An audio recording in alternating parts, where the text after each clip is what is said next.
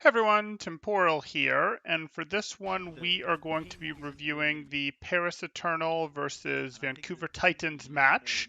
Let's see how they did. I don't think we've looked at any, well, I know we haven't looked at either of these teams yet this season.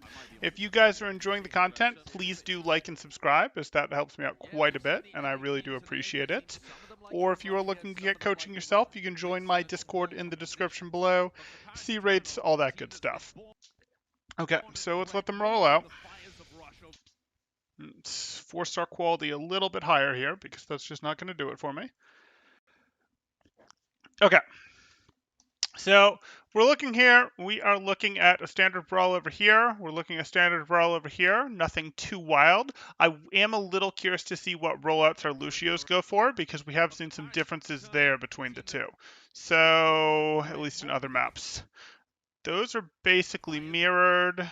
Neptuno is the one who is going to leave first, it looks like. And by leaving first, his team got up there later. Or excuse me, his team got up there first. Why? Why did his team get up there first? Did we have a sim TP difference? Why are your rollouts different? Yeah, we've seen the NA teams and the APAC teams. Some of them like to run rush here, some of them like to run Winston or ball compositions. Also, you guys let me know on game volume. Obviously, if any game volume I give you is going to come with caster volume, and let me know if it's so quiet that it's annoying now, and you'd rather it gone, you'd rather it higher, etc. The Paris Eternal, a team that's been So here we are. born and I mean, Paris Eternal's rollout is just faster, and there's not a good reason for it. That's just sloppy on the Titans' part. Okay. molded in That's literally just sloppy. It's not a rollout difference. the Okay. fires of rush over in Europe. It's Reinhardt Central for Dawn. Okay. Rosters. Let me get a feel for them. I've worked with two of these players. More than two of these players. Yeah. Okay. Cool. There we go. You can see that the Paris Eternal are going to be taking up this high ground. And they're just going to be holding the positioning. The teams are just waiting. Okay, so they have their high ground. No, they both sim TP'd. They both sim TP'd. Their McCree's both sim TP'd, and then they swapped. For an opportunity to the Maywall's going to be coming in handy to try and, again, separate off anybody who's stepping too close. Was there anything cute here where Titans were trying to look like they were slow because they had some great plan? No, there's not. Okay. Fine. So this happens.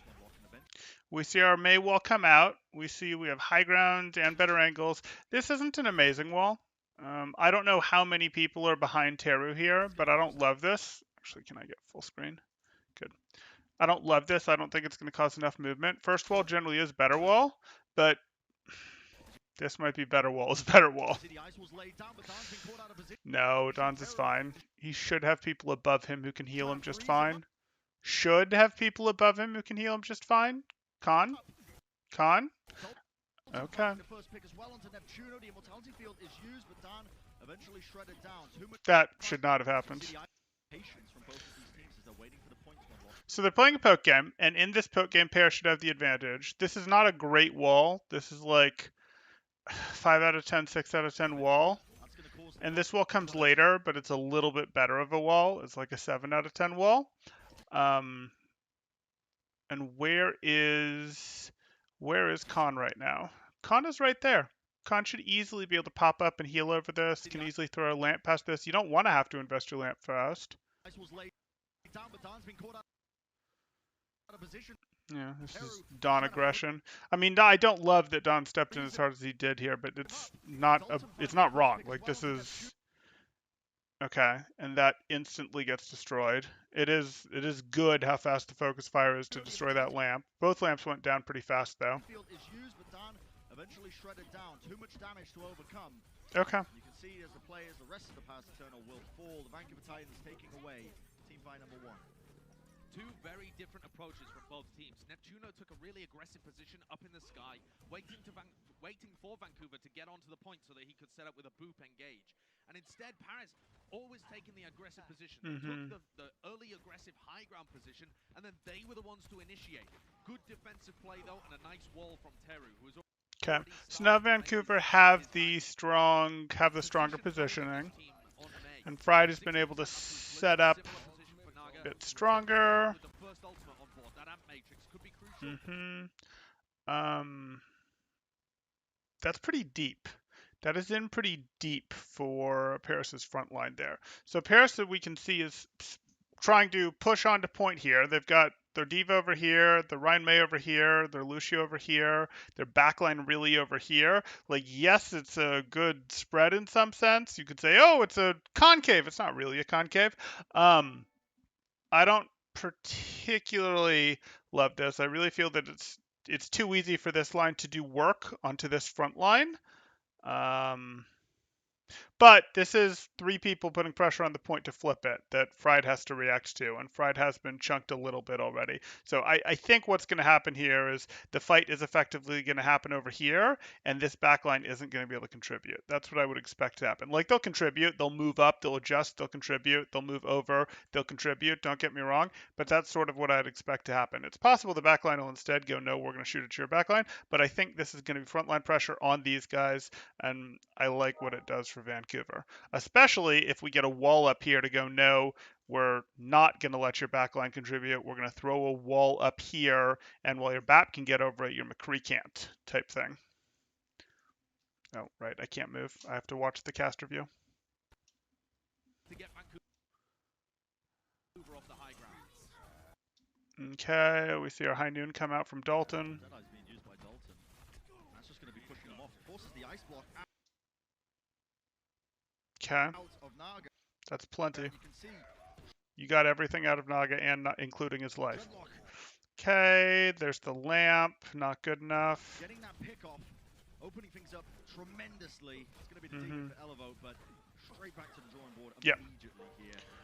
Unfortunately for Paris, they ended up committing the amplification matrix into this fight to try and turn it around, but it wasn't really for much. Okay, so that's two fights where Vancouver has chosen to play it a little more passive, a little more slow, a little more for a poke type game, we can call it. It's worked for them, obviously. They're up 2-0 in fights. Okay, Fried gets forced out of the way. Is he going to take it back with boost? He is. It's very easy to keep him healed there. He can get chipped down a little. Getting chipped down a little too much because caught during the reload. And is ultimately going to surrender it. Where's your weaving? Seriously? Rolf? Here you are. You're hitting your reload. You're hitting your reload and your Diva's at half. Your first shot isn't at your Diva, which is weird to me. You throw that. Okay, there's a Diva there with Matrix up, sure. Okay, you're going to say it's because Matrix is up. Whatever. I mean, like, I'm just so not even worried about that Matrix being up. You might as well shoot anyway, because you're going to reload because of your heals, because you only get 10 shots of those long before you run out of left-click shots, but that's fine. Okay, now you're trying to make the same exact play, except instead of the High Noon, you're using the window to accomplish the same thing to make your poke game better. Fine. You have dropped your Reinhardt this time to contest. Probably a touch early for that, honestly, but you feel you're winning by enough. Fine. There you go.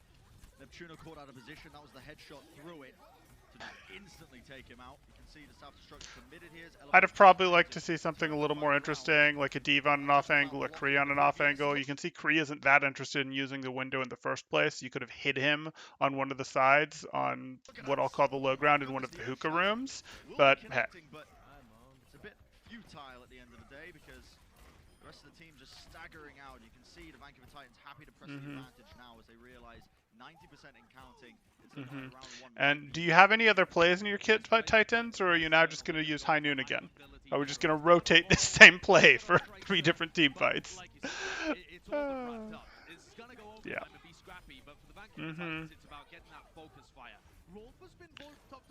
Wait, BAP isn't a DPS?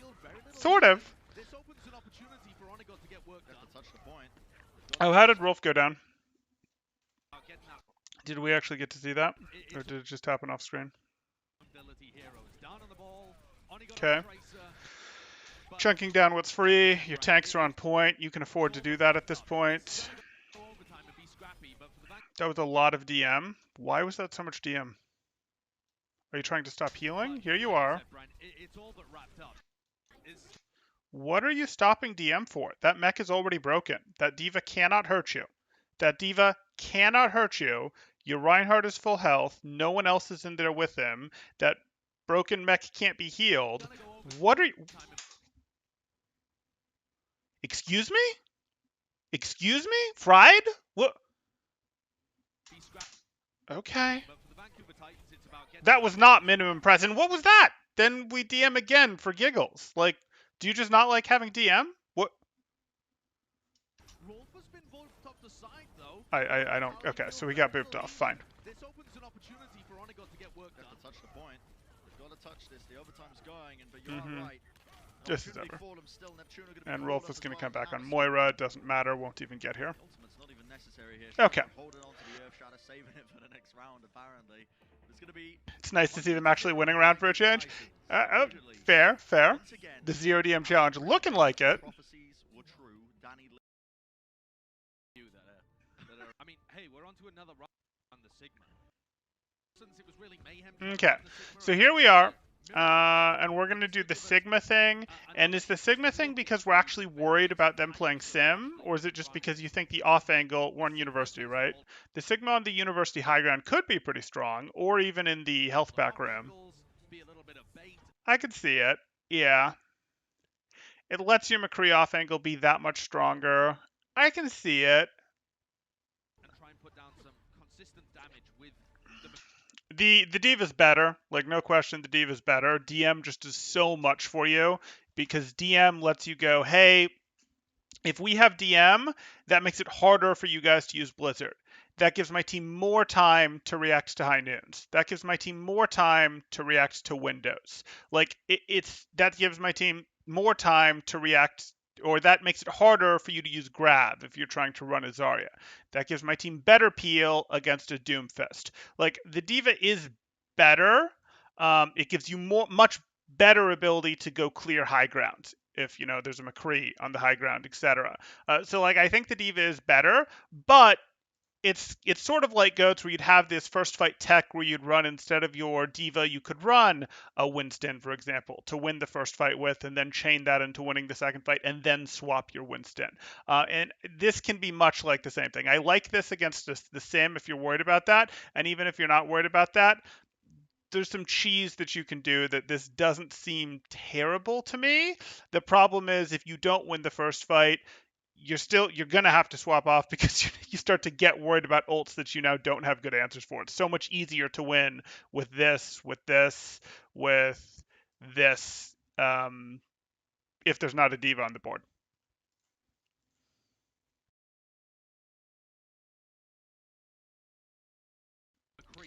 It took over a year for diva to be better than Sig.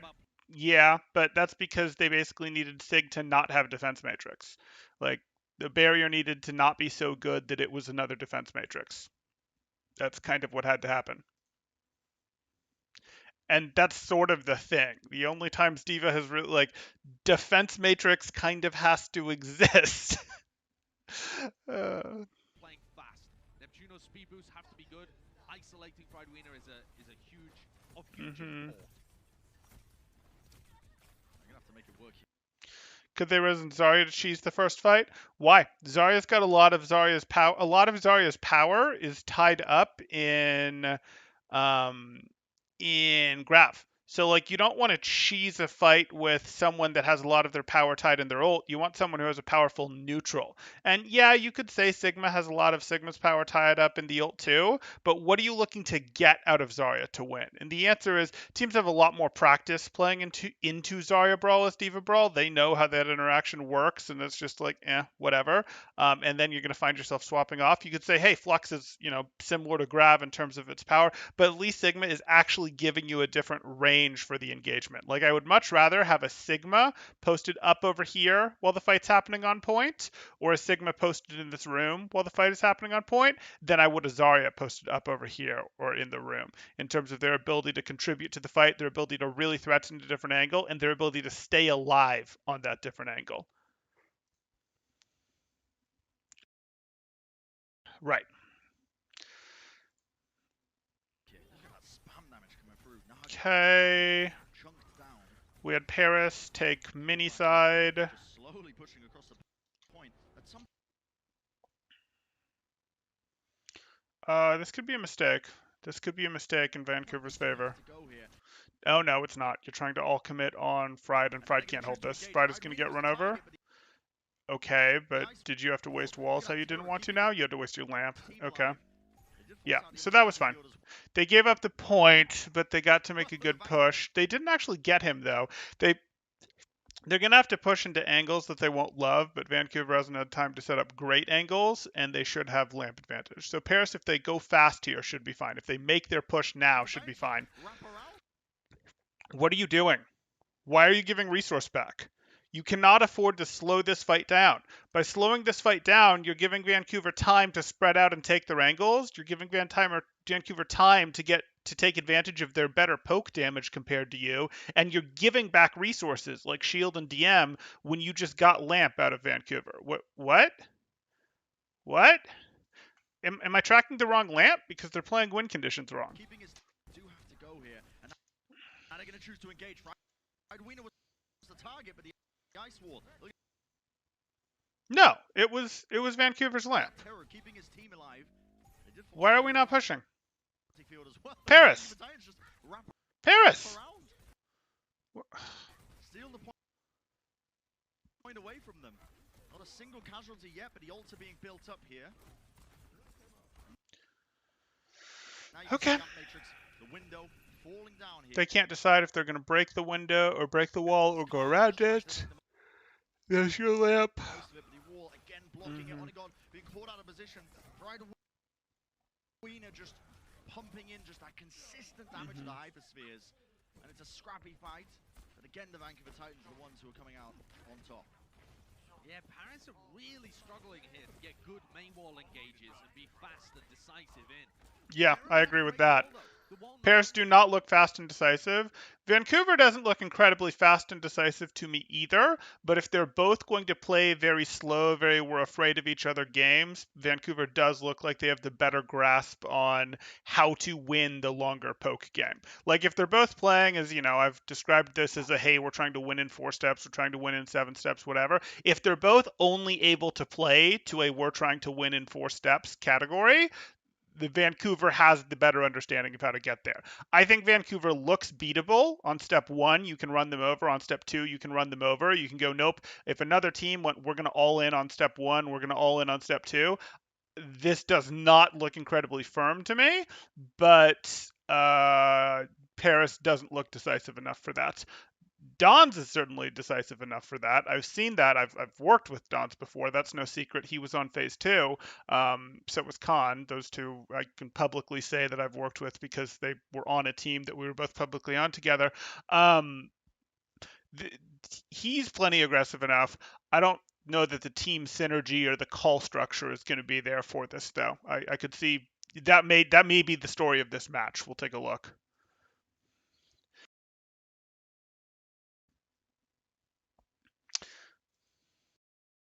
Cut off the amp matrix from Khan, but it also sliced the Paris. Hey, at Paris, there's this guy on YouTube that talks about Overwatch, and he said the team with more and better angles wins.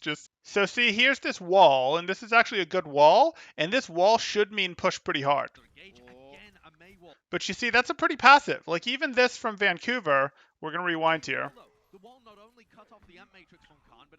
Vancouver's fine. Vancouver's fine. Resources for Vancouver are totally fine. They hit a good Maywall. Now, of course, that D.Va is going to run. Of course, that D.Va is going to boost her, and they know she has boosters. But why aren't we taking space? Vancouver, why aren't we taking space? Why? Why not? Why not? Why are we not going, hey, we like our angles, but we're going to go set Shredlock up here? We can enforce Shredlock being up here just fine because we can have Teru right here. Or we can have Teru controlling over here with Fire up here while our Sigma, works his way up here. Or maybe our Sigma is going to control over here with Teru while Fire goes up here. And then we'll get our BAP maybe over here. This is fine. I'm just surprised that we're not getting more aggressive. We're not setting up for a choke control when we hit the wall.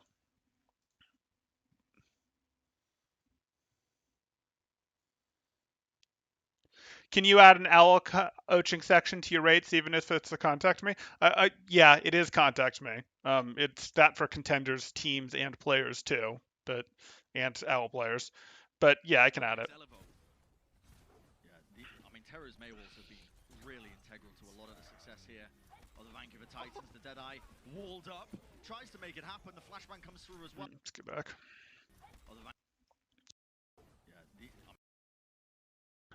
I mean, Terror's Maywalls have been... Okay, so that may well happened. And now we're seeing the high noon from Vancouver. Paris is going to try to advance through it. They may walled themselves up for that high noon. Didn't make a difference.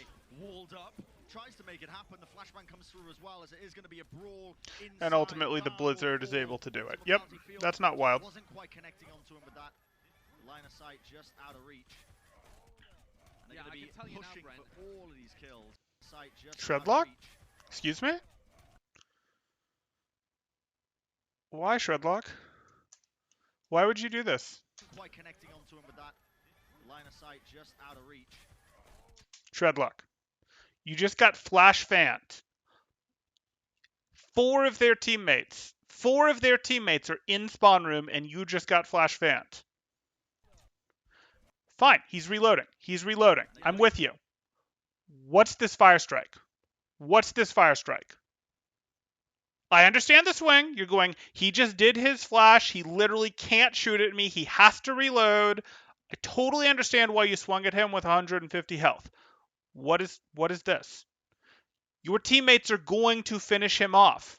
You were just chancing you taking your own trip to spawn here. You were chancing you taking your own trip to spawn here, and then your teammates having to give up space, plus your supports not getting the ult charge, though your supports have ult, from healing you back up because you went back to spawn here. Like, this is silly. Your teammates will get this elimination. Pushing for all of these kills. Your teammates got the elimination. Did not intend to boost Dalton up on that wall. The wall was supposed to cut him off and make sure that the McCree was just stuck behind it. Instead, it almost gave him a high ground to be able to take them all off above the Rhine shield. Vancouver Oh, we like corners now. Cool. Paris are not able to elevate the tempo. Their players aren't playing quick enough, making the decisions fast enough. Whose wall is that? Okay, that's gotta be Paris's wall. So Paris is their wall. We have this. This is fine. We see the window as we'd expect it. I actually like to poach out, giving away the secret strats here. I actually like to poach out Vancouver's May over here. And Vancouver's May then has an off angle to threaten from. They don't have the window, but they have an off angle to threaten from. And if Paris goes, shoot, we don't like this, and they try to throw their own wall up here and go this way, it gives Teru the ability to throw the wall up here and say, no, you cannot. That's part of why I like this. It's like I've got off-angle power, I've got the ability to take this away so they're stuck fighting us in our window. If they wall us, it doesn't really matter. We're going to break the wall and continue using our window. I like this. This can be very hard to advance through. I like my play. What they're doing is the standard play. To be able to to be able to properly attack. This time, a nice Maywall does start things off from Naga. They catch the first player. Fall out from Teru here to be able to block the Amp Matrix. Again, this is a huge gravitic flux. The reactive shatter comes out from Dawn to try and turn it. A sound barrier, though, traded by both these teams, but it's not good enough, man. If you're going to play slow pokey brawls, Vancouver is going to win.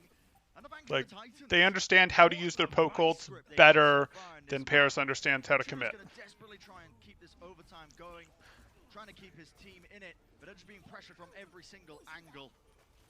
Blizzard comes through as Naga tries to at least keep this one going. Might get the pick onto Shredlock, indeed he does, but no Icebox to survive any longer. Still Elevote as well, keeping it tickled, trickling. Yeah, that's a fine wall. Who knows? Tickling it? Why not? That looks like going for the point. Teru? Tickling it? It's a Lucio. Just put some frost on it. You have 3 teammates here. Put some frost on it. Why are you shooting icicles? Why? I know you think you can hit him, but like, come on. Come on, man. Looks like what the Paris Eternal are doing to them. It's only tickling at this point because the Titans are just set up.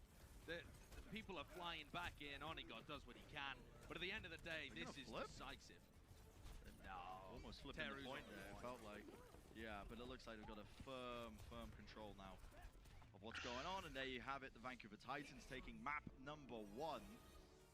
Decisively taking map number 1. Breadsticks or something? The only thing that looked even remotely scary to the Titans there was that very first leaving of spawn where Titans were slower on their rotation. And I think they may have intentionally been slower on their rotation so that it would be a poke fight because they didn't want to turn into too hard of a brawl up top there. Because if both teams are rushing for that high ground spot, it's more likely to turn into a harder brawl, and I don't think they want that. I think they wanted the slower brawl because that's what they felt they're good at, which exposes a weakness. Like in choosing to take the fight that way, they're exposing that they're a bit afraid of taking it the other way, but it's not like Paris is decisive enough to take it the other way. But it's a new week, Brent. A new week to acquire more breadsticks. Well, but I thought it was only if they Is Paris just bad? We'll see. I mean, it could be a calm thing, like someone needs to activate, someone's having an off day. It could be they needed to get punched in the chin, and now they'll warm it up. I don't know if they're just bad yet. That is map number 1. And, God, what a dominant performance. Really upsetting. You didn't know? I was secretly Naga this whole time? I think a lot of our expectations of Paris coming into this as well. We'll see if they're able to come back from this one after the break. Don't go anywhere, ladies and gentlemen. Okay, we have a break? We don't want a break. We want to get into... Yes, yeah. Oh, that's cool fan art. There's some IBM sponsorship. Nice to see. Hopefully, Josh, they can break into this top 20 here. Don't care. Not enough data for that to be useful yet. Gibraltar. Okay, so we shouldn't see Brawl here, so that's good, because this is going to force us to see how these teams do off of Brawl, which is, I won't say more interesting to me, but I know how this match is going to go if I see more Brawl. Unless Dan's just like hard takes over the comms and runs them through a no, we're going to play this aggressive, rah, we're going to do it. I know how this is going to go in Brawl. So I'm looking forward to what else can we get here. Yeah. When the specialist and Linkser on the other side coming in is going to be playing, I think, probably some McCree to try and shut that down. So this is going to be done on the map. And also, like I said, it gives us an opportunity to take a look at Paris. How good are they on different comms? How well can Don and Elevo combine? Okay, let me see the actual comps. Still very reliant on that tank synergy. Paris is running a very standard double bubble with the McCree variant right now, and they're stuck on that. And Titans, Dalton might swap, he might stay. We've seen the we've seen the sim open before, so it won't be wild if he stays. No, swapping to Tracer. So we are looking at mirrored comps here. We see the immediate jump in here from Shredlock. Elivote is just getting some charge off of it. Fine with him. I don't love your positioning, Shredlock. Like, yes, you can push cart, but you're exposing yourself harder than you need to for this before your bubbles up. Okay. I want to see how the monkey bubbles look. The Zarya bubbles on monkey specifically. Okay.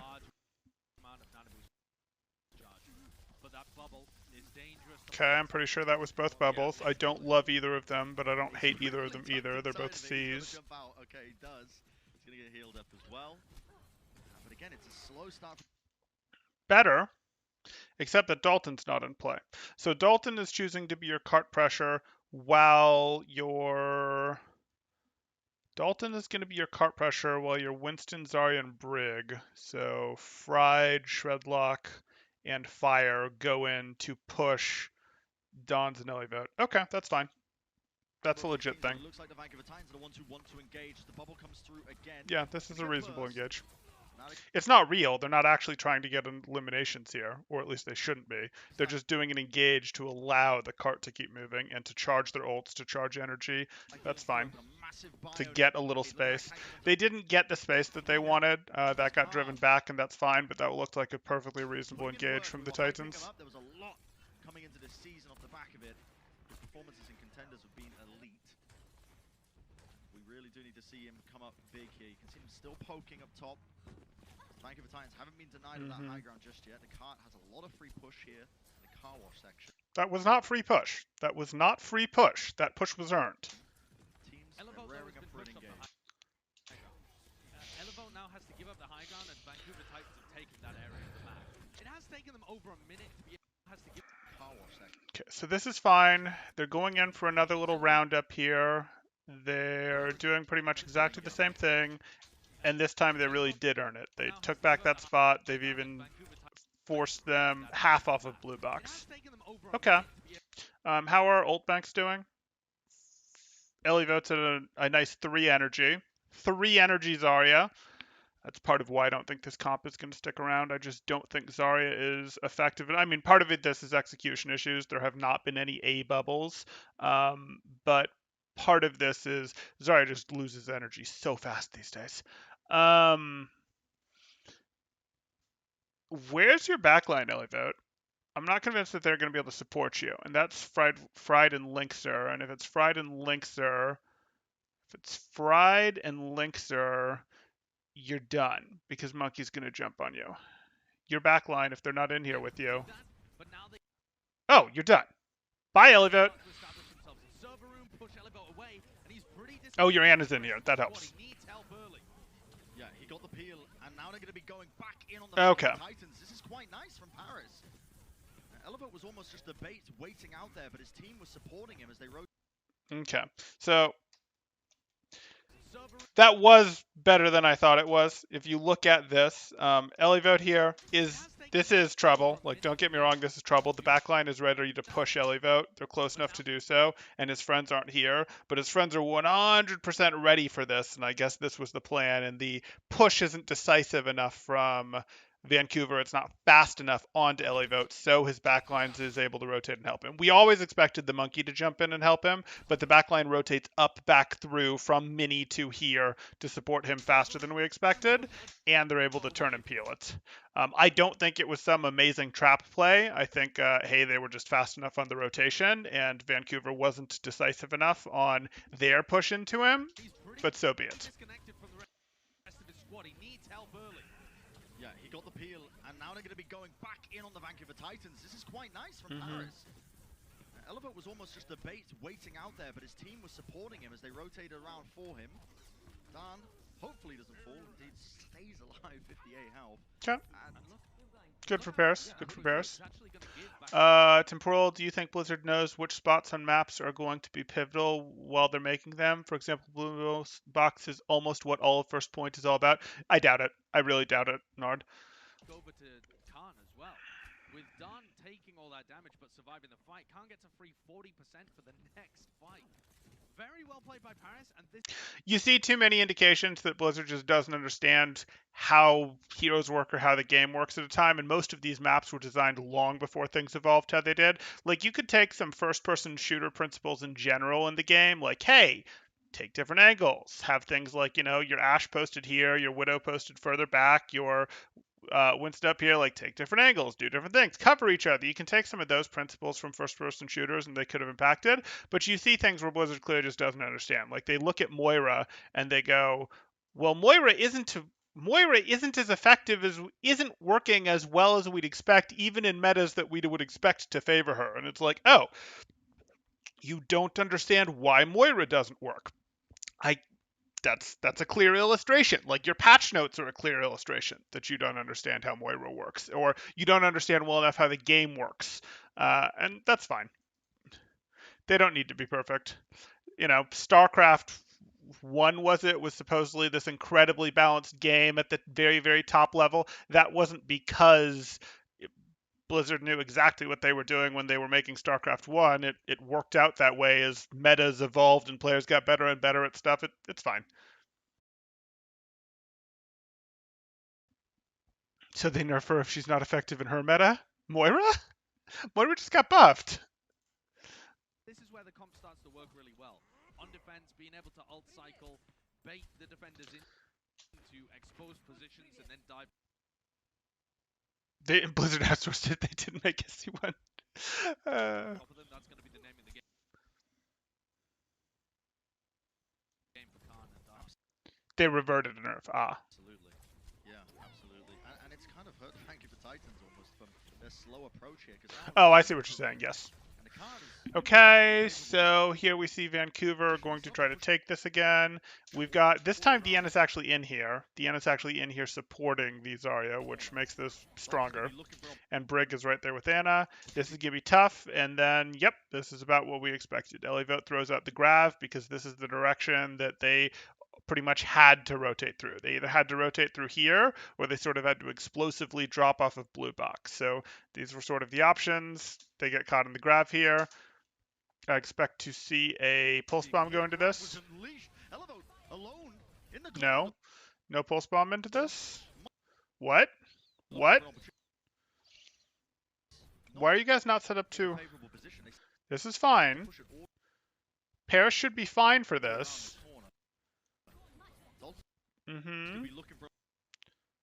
That's not a problem. You got your Grav off. They can't eat your Grav. Why is your Tracer not in position to hit this pulse bomb? Like, I don't mind if Elivote goes down here. That doesn't bother me. What? Why is Suna eliminated? They still have to push it all the way around this corner. Dalton's going to be looking for an opportunity. Suna's right here. Easiest pulse bomb in the world.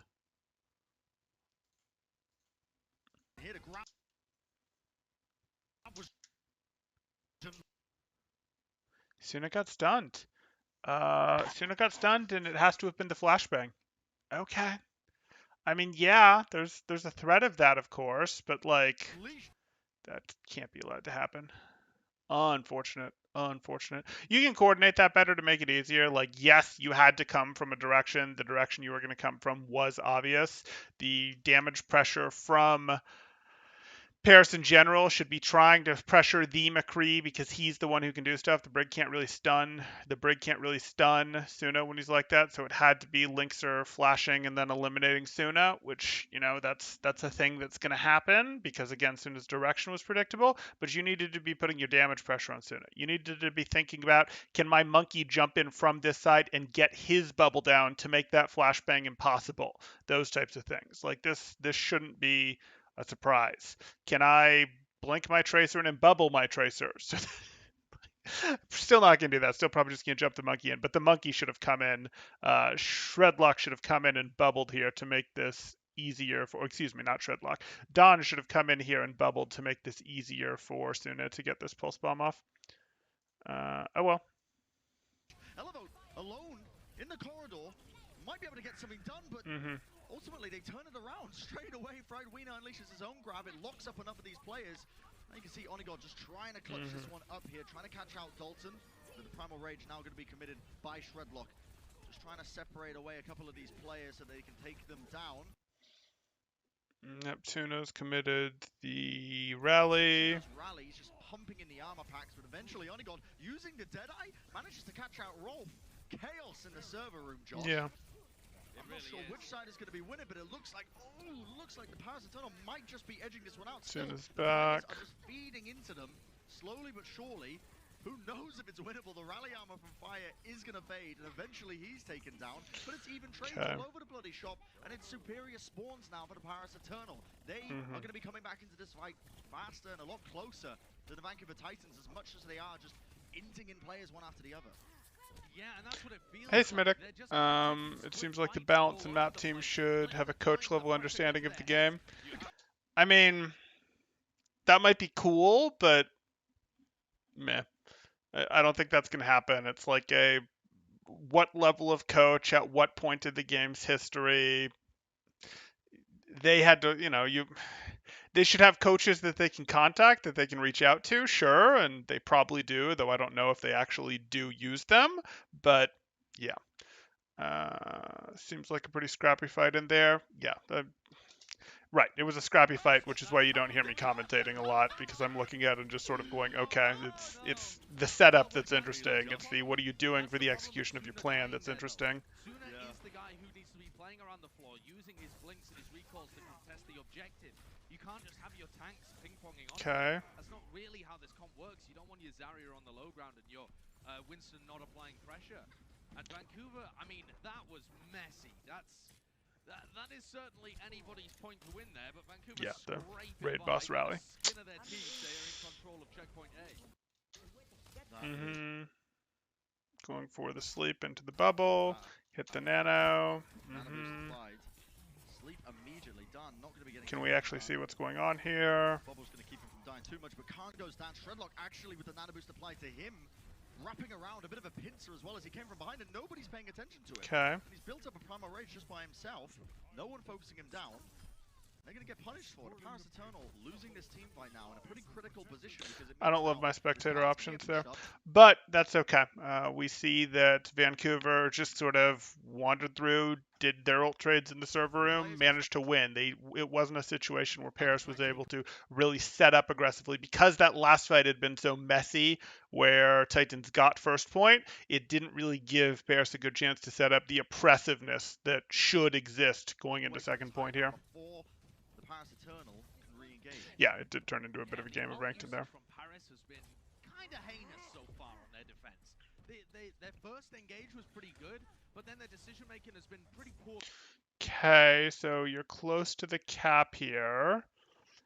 And Elliot came through there. Your support line is coming through the low ground. Okay. Huh. And you've committed leap and ended up here. I don't love this, but show me where Vancouver are set up.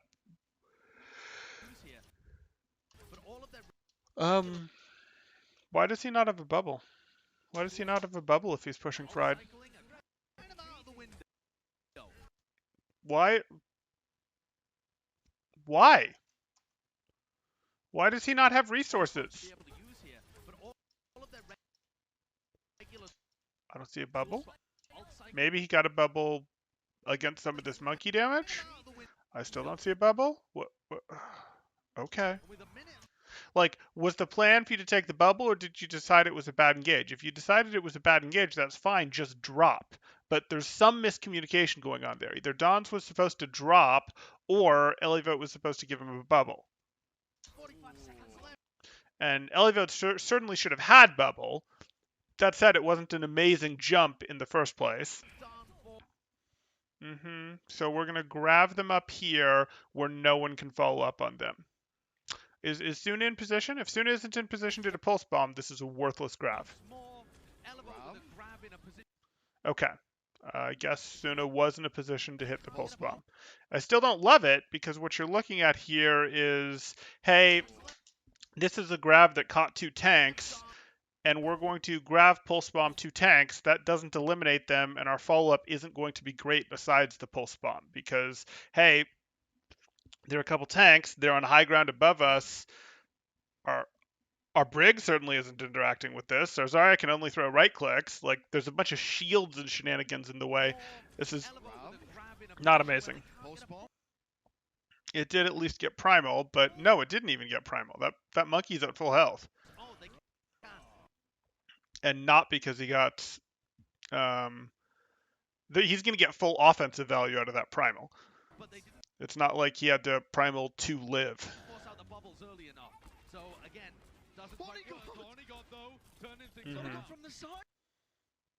I mean, okay. So they were going for... So Zarya has the assist, so it's still counting as the Zarya graph credit, so we used 3 ults to get 2 tanks. But one of those tanks was a primaling monkey, so we'll call that acceptable. I don't love that, Linkser. Oh my goodness, what a clutch. And Josh, I mean, I was saying Echoes previously, it's Echoes of the past, I feel like. It's always us that gets to cast these series here. These two teams just slugging each other, one after the other. Neither team wanting to give up at any moment, and you never know when it might just be turned around. Exactly. But when the games get this messy and when teams refuse to disengage... Thanks, John. I'm glad you liked it. Anything can turn the entire fight. Onigod's just blinking into this ground. Pulse bomb doesn't get anything, and then the Deadeye from this back position. I'm surprised Zarya still got assist credit, actually, for that high noon. They'd been out of that grab for a moment. Okay. Gorgeous. Takes out both of the tanks. Why not? Nicely done, nicely done. The high ground position was taken here by Paris. Okay, so now we see, I mean, we didn't get to see the setup on this because of the replay, but can I get a little bit more? Okay. So Titans got server room just because? Not server room, mega room? Why did Titans get mega room? Why not? Why do Titans have mega room? I would love to know this. How taxed were they on the way up to mega room? Nicely done, nicely done. Okay, Paris is going to commit from spaceship with rally. That's cool and all, but I want to know how much poke you got into them. And I honestly want to feel like, hey, if we were going to commit rally, no, because you're just getting mirrored rallies here. Yeah. This feels like it would have been better to take this fight in Mega Ram, mostly because it would have. But that's okay. Look at this. Oh my god, the grab into the pulse bomb. I mean, they just baited them directly into it. It's not over just yet, though. The Paris Eternal are looking to try and turn this, especially with that kill onto Shredlock. Taking away the tank. Someone's got to contest this point, though. Fine. Peppering them from above, and he does find the pick just in time. Nano Boost now applied over to Elevote as well, and he's going to be charged up and trying to build up a bit of his grab now. Only 9% remaining until he gets the rest of that. Why are you letting them turn this? It's looking like, as scrappy as it is, Don needs to disengage. He needs to be healed up here. It's just about, yep, okay. That was messy, and it didn't have to be with that opening.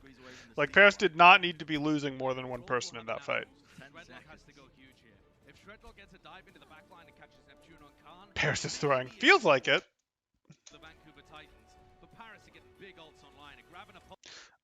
Paris should, let's see, we have Nano and High Noon on Vancouver's side versus on Paris's side. We have High Noon, Pulse Bomb, Grav, and basically Primal. Yeah, Paris should easily have the ults and the positioning to hold this. But are they going to tax them on the way in, or are they going to say, no, we're playing in this part of the map? They're feeling the need to play in this part of the map, and they're letting them in too easily because the cart is so close. I don't love that. The solution to that is we'll let our own Tracer play on low ground where she can contest cart, and we'll still hold, in general, further up where we can do our work. We don't need to have our backline all the way back here because we're so worried about the cart. We can have had our backline further up where it could have taxed this entrance harder.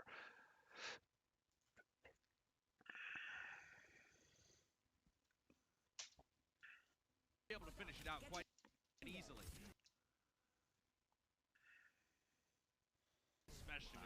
I want to see a little more there. So there you are. Dan's is going in. Dan's there was no situation in which Dan's was going to get a bubble from Elivote. So what is Elivote going to do with his bubble? I don't particularly love that bubble. Like, I understand Stans is going for this engage not because he expects to get anything done. He's feeling like, I'm going to put this bubble to separate their Ana from their team because Ana now literally can't heal from this bubble, and there's nowhere she can go to heal her team because of how because of the geometry of this map. There's nowhere she can go to heal her team because this bubble is here. So I understand it. And now his team needs to get an elimination on someone who's in the front line who jumped in like the monkey, like the Tracer. And they did get an elimination on the Tracer, so that's a reasonable plan. And Shredlock is going to get the Nano, or has the Nano. Nano applied to Shredlock. He has to use the bubble because the Deadeye. I mean, he's just been keeping it way too long. That Deadeye was effectively to lock down the second half of the Nano. The bubble in time, so he will survive. But a lot of resources poured into him to keep him alive as the overtime's going. Has to roll forward to try and contest this one, but the grab onto the high ground. That's beautiful from Elevote. It's going to keep him locked up and away from this point. And the Vancouver Titans only capable of pushing it in just before the end of this hangar phase. That's a solid enough play from Paris at the end there. Oni Gods had some moments that have helped a bit here. But I'm not loving what I'm seeing, guys. Lumps out of each other, refusing to give up on fights. Presented by against their Paris Eternal squad. I suppose there's some elements they'd like to carry forwards from that previous Paris Eternal squad, but that's not one of them. Someone could probably get up to gold, if not plat, off the video alone. Yeah, I would expect so. At that point, you start after really grinding in on some micro stuff. There's obviously things like reses we didn't talk about in that video, and then you have to get really micro. People underestimate the APM that Mercy takes at higher levels, but that's fine. More similar. The level between both of these teams when it comes to the double bubble compositions seems to be a little more in line with what we were expecting. So this is a gold versus plat game. Really did expect No, it's better than that.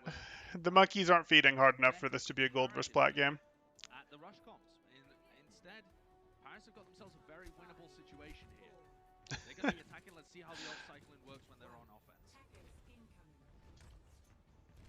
That's what it all counts. Okay, he gets his bubble this time. Cool. Exact same approach as last time. Don, though, this time taking the high ground up. Just trying to build up that primal rage a little bit. That's why you got the bubble, gives a bit of charge to Elevote as well. For him to eventually push. Exact same thing with these monkeys mirroring. You have a projected bubble. You're looking for a place to use it. Your team isn't giving you one. This isn't coordinated well enough. Oh boy. Don as well, again, just gets the knight actually pretty quickly away from. You guys caught that? Touching the. And it is essentially a slow push. Both teams just going to be, again, tickling. Okay, that counted. You got that off. Cool. Each other, touching the point every now and then. Is your backline with you? Like, that was a very, very temporary dive there, Dons. Just gets the knight actually pretty quickly away from. Like, you were in there for less than a second. Oh, and that's because the core wasn't actually ready to follow Elevote's push in. Elevote was supposed to push this while Don's dove up here, and we've established that Tracer's going to push cart, but if only God is down here, and where's our Anna? Yeah, okay. It doesn't look like there was enough support. There wasn't a strong enough core push here. It can't just be Elevote.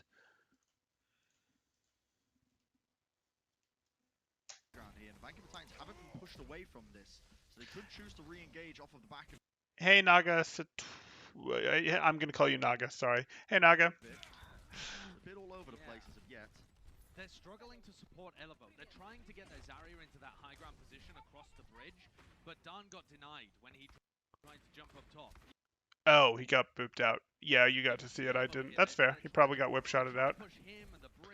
Okay. But he can't have been whip-shotted out. He had the Zarya bubble for that reason. That doesn't make sense. Did he not use his own bubble? It looks like Elevote's backline is behind him this time. Okay. Don is in pretty deep, and honestly, I feel like Elevote needs to be closer before you do this. Like, that dive only buys you so much distance, and I struggle to believe that Elevote couldn't get further across that bridge before we hit this dive. Okay, so this is your hardcore engage. That's right. I want to see what the rest of your team is doing. Now they're going to be going, and I think they actually Good! Good! They did it right. They did their Nano Winston from one side. Their team actually all ran in together from the other. Good. Bit of a pincer approach as well. They had to just back off into Don with the Tesla cannon cleaving through them. And it looks like the rest of Vancouver will be following shortly. Yeah, there you go. That's how a Nano boosted Winston could just, it can just win you a fight immediately. The Nano boosted Winston did not clean win the fight. Oh my goodness. The good backlight follow-up. The good backlight follow-up. The Nano boosted Winston certainly helps. That's the value of being able to. But that's what the engage is supposed to look like. Ults or no ults. Just charge up the Nanos. You can play slowly for a while, get that ult online. It provides you with a big win condition. The Vancouver Titans didn't choose to fight over a checkpoint A, and that gives them control of the high ground here. If they can punish Don, he's going to have primal. Can you show me the engage? Can you actually show me the engage? No, you can't, and you're going to primal. He's going to have primal available with that dead eye from Linkson. Oh, and we're just going to not see Don's getting slept there? Okay. He got slept up in the side room, but immediately woken up as well. Don ended up popping the primal just to try and essentially survive through the burst damage that was coming his way. So now Shredlock. Shredlock is going to get the Nano. Let's take a look. The Pushing this back. So far, this is Paris grinding it out slowly. They'd used their primal to do so, and they have no ults left in the tank except High Noon. And now Vancouver easily gets to turn this because they have a silly amount of sustain left between primal and nano. Okay. Yeah, Paris needed to already have found an elimination, and now it's over. The Grav plus the nano. Did you guys have a plan? I don't think you needed both of those. I think you're going to get a limbs off of both of them. What? What? Excuse me?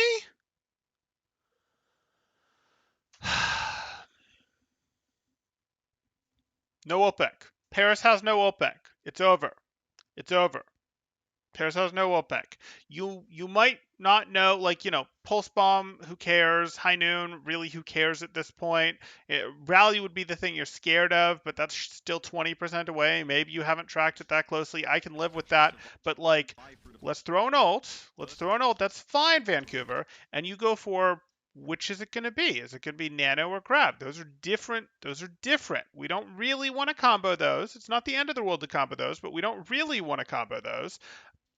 It's fine if we win using both. But if we're going to win using both, can we, maybe zap the things that are in the graph? Can we maybe get multiple things in the graph if we're going to use nano and graph? That would be a preference. But here we go. We hit this. Remember, Paris doesn't have anything they can answer with. Why are we primaling? Why are we primaling? We know we took out their graph. We know we took out, not their graph, their Zarya. Like, we know that their Zarya's gone, and immediately after that, we take out two more, so we lost Rolf. So we lost Rolf. Who cares? Who cares? Why would we primal while we're nanoed? Look at this. Here we are. Oh, yeah. Oh, Khan got bubbled. What'll we ever do with a nanoed monkey? I don't know. Start zapping Onigod? Chill? Do whatever we want? Not care if he sleeps us? He can't do anything to us? Like, those are all fine options. It's not like primaling takes away his ability to sleep us. Now if he sleeps us, he gets to value of taking out our primal and our nano. What do you weren't low on health? Do you feel the need to be over here? What? But that's all you need. Are really investing everything to try and stop this one. A lot of ults being used just to stop them in their tracks there. Big ultimate. Like, yes, they still have rally, and that is the saving grace. That is the saving grace. And yes, winning the fight is important because then you have this strong high ground and it's really hard to push back into second. We've established that. But that was definitely one ult too many. The primal is just not justifiable. The nano to rotate around with the Winston going in, of course, engaging, trying to build up the primal rage, which is pretty integral when you're running this double bubble comp. Tracer would have queued if she wasn't in spawn. Maybe. Okay. Okay, so what do we expect to see happen here? Duns is trying to inch card along. That's not going to work. With Tracer, that's a better person for the job. Who's holding it down there? Is that Shredlock? Well, that could be a thing. If Winston and Tracer are going to fight Shredlock, that could be a thing. And it's baiting attention away while your backline fails to rotate to Mega. I don't mind Suna and Dan's pushing this side while their team tries to push to Mega. That was fine with me. No. Better. More angles, better. We're rallying to rotate. No.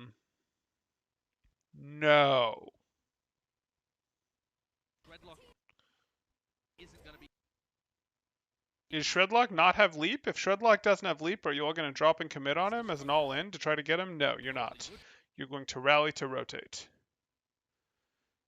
Shredlock, just let them have it. You can't trade health favorably. They have rally armor. Are you going to get... You're not going to get nanoed. You don't have primal. What are you doing? Just accept it. Just accept it. You're not going to knock any of them off. Yes, you literally just gave her another chance to proc her Inspire. That was silly. And like, oh, but I got up there and I put my bubble down so that they can't heal their monkey. I don't care. Deny Don getting on the high ground. That is fantastic, though. Yep. Can't falls, Yeah. and he had the nano. That's going to slow things down a lot. Just laying down the pulse bomb like a little egg. It looks like the Vancouver Titans are happily able to clean up at least a couple of more of these players. Elevo will fall. And yeah, Suna just realizes, okay, we got to get out of here. Got to reset. Not a winning I don't love that. I mean, they were okay because they got Viana, that made the difference, had the pulse bomb, but I don't love what happened there. Golf is now edging up towards his nano boost as well.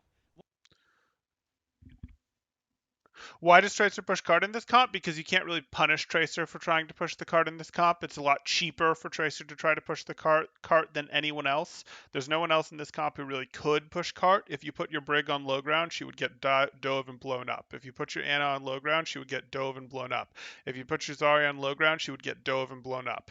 If you put your McCree on low ground, he would get dove and blown up. If you put your Winston on low ground, he could do it, but he's a lot less mobile, and his movement and bubble are both much bigger all-ins than Tracer's individual blinks are. What I'd like to see. Why would you bring a Mei? Don't bring a Mei in this comp. Eternal is instead of trying to combo this flash and pulse bomb together, which means that Suna needs to be on the high ground, play Suna down on the payload and see if you can get value out of the nano engagement. You need your core that can just get blown up to rotate through high ground. Like, you need them too. That's the only place they can reasonably contribute. But you need that constant point pressure. Unless your comp is so heavy that you can just exist on cart, or exist on cart long enough to then go in here and recharge. Exist on cart long enough to go in here and recharge. Exist on cart long enough to go in here and recharge. And if you're running full brawl, you could try that. If you're running like Reaper plus Mei plus, Bap plus Lucio, you could try to do that. That would be something that you could try to do. It still sucks on this point, but you could try to do that. If you aren't running something that can turtle that hard, you have to wander your diveable people through high ground. Wee bit of Mei dive. And Lynx is going to have to drop off the high ground if he wants to try and contest. Otherwise, it's just a Tracer one. Okay. Monkey in your face. Oh, 67 energy. Bravo. That's a huge bionating. Okay, can we actually see a little more? Here we are. Going for this. Fine. You're trying to melt Shredlock for pressure. You have your bubbles here. Fine. Do you have anything going ult-wise? You have a nano on your... Probably a nano primal going right now. I still don't like that, but okay. They have this nano going. Huge bionating. Khan is the one who's going to be obviously... Oh, look. Our nano and primal are both being controlled by a single sleep dart. What a shame. We made such a huge investment to try to create a scenario where our backline could rotate across, admittedly a hard part of the map to rotate across, and it's all shut down by one cooldown, and we fail to get in. Paying off big time. Great. To be fair, they're making the same investment to keep Paris out. Sleep here. Connecting onto Don. They're making the same investment to keep Paris out, and stuff did get done. Don did get eliminations. I'm just commenting on how much I don't like nanoing and primaling at the same time. At least I don't like it unless you're actually low health when you get the other applied. The primal rage is not going to be getting too much done. And yeah, Don did get work done with it. It's on both sides. Just sleeping monkeys everywhere. Now you can see Shredlock. He does have a little bit of the primal rage left. Just about got his bubble. What was this? Everywhere. Here you are. You're going up here with your leap to immediately get stunned.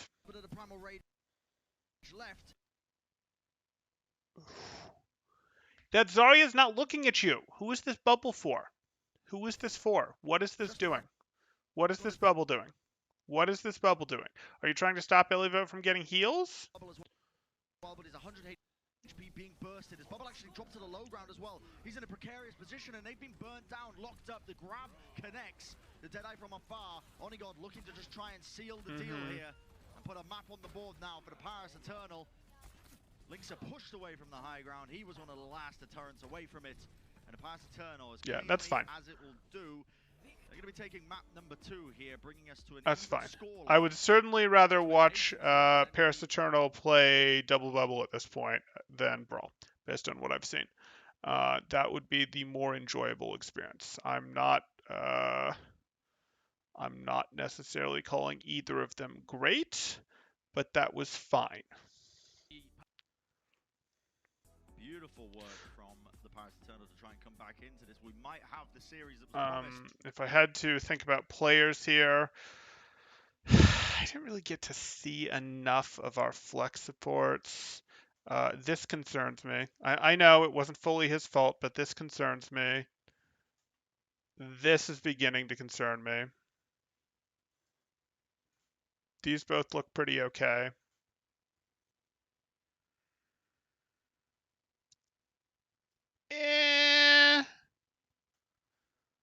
Okay, let's keep going. On our hands here, ladies and gentlemen. We're going to be going to a short break. Anyway, Okay. You don't want to miss it. Could be absolutely mad.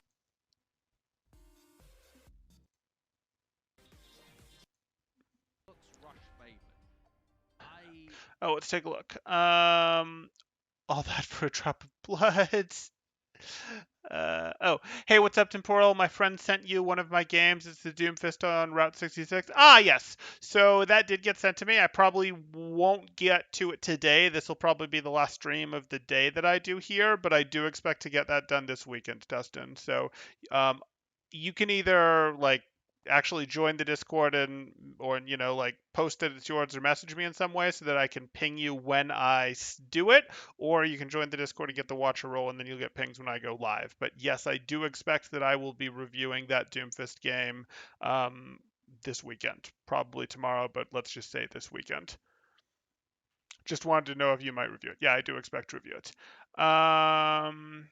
I guess the dive is less bad than the brawl. That's true. That's true. I did have some issues with, hey, why are we so afraid to push at the beginning there on first point? Like, why is our backline either not in the place, or why can we not earn even a little bit of space without our monkey jump? But hey, I want to see some Winston goats. Maybe.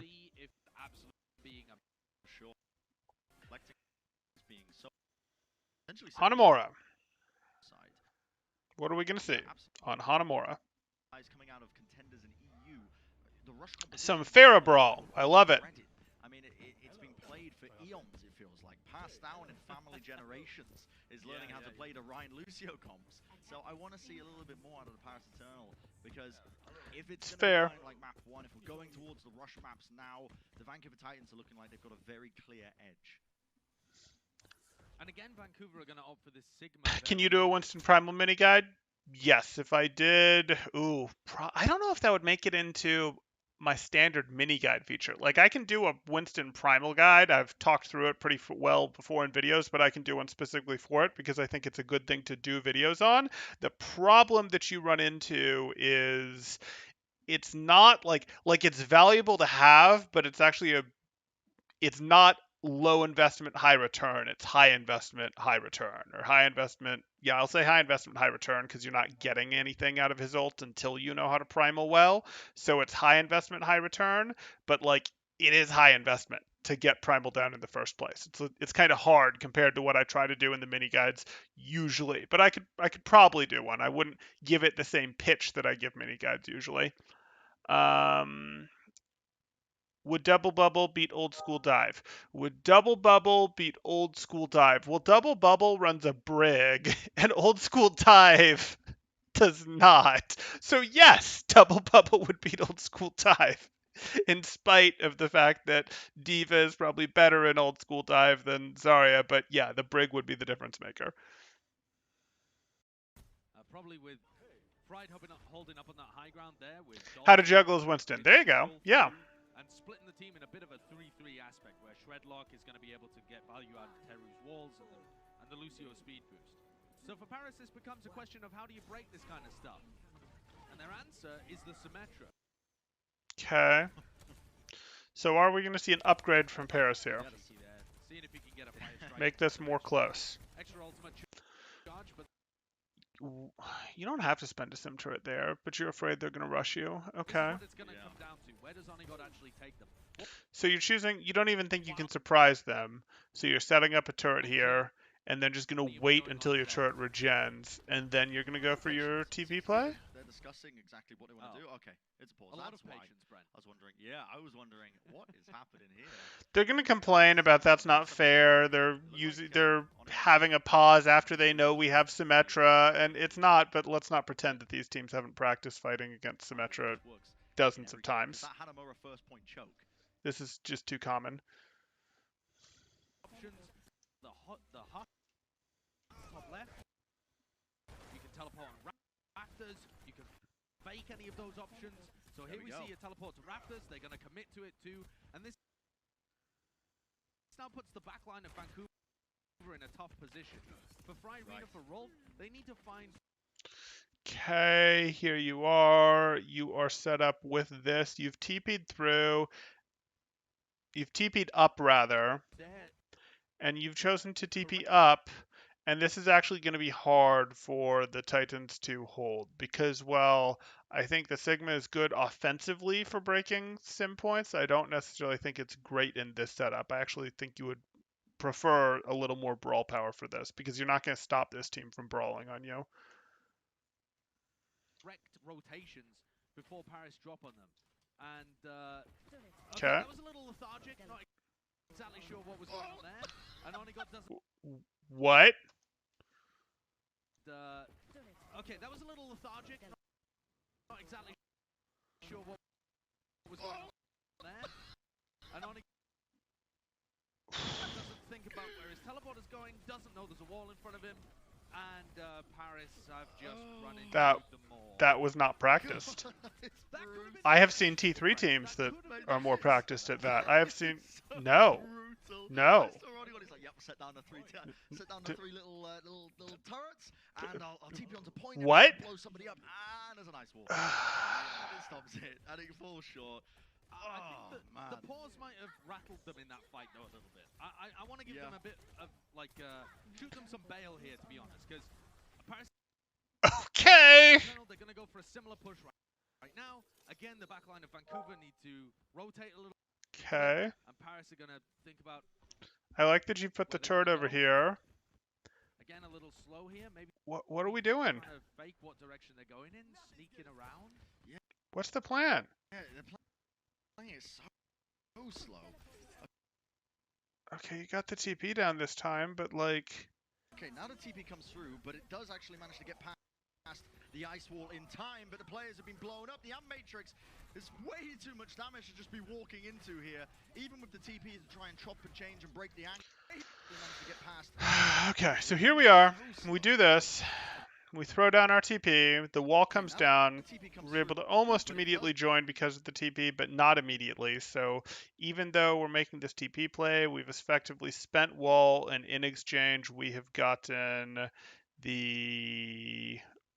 Vancouver has spent wall, and in exchange, they've gotten the lamp, and they've gotten Dan's health, and our second wall is up, and now we have Vancouver with their window as well, and the wall was up to block the window. Fine. And I still think Don's is going to go down here. Don's is frozen, and Don's goes down. Yep.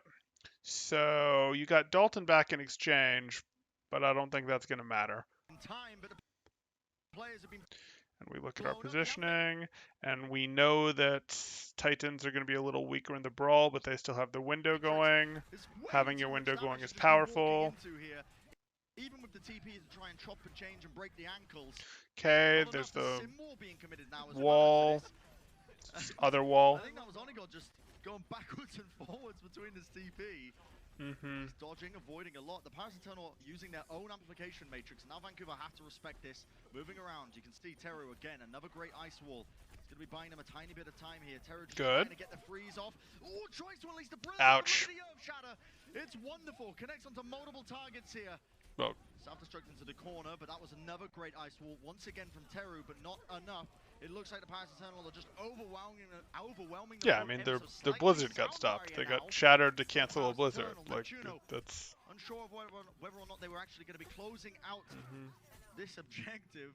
committing it into this tail end of the fight, and they are going to be able to just squeak out this checkpoint A win. Good, Listen, good Brett, chatter after they from analyzed that Dan fight, there. I could talk about the things that I think they did right and they did wrong. End of the day, it worked for them. So who am I to doubt it? They played this so slow. They played this super slow.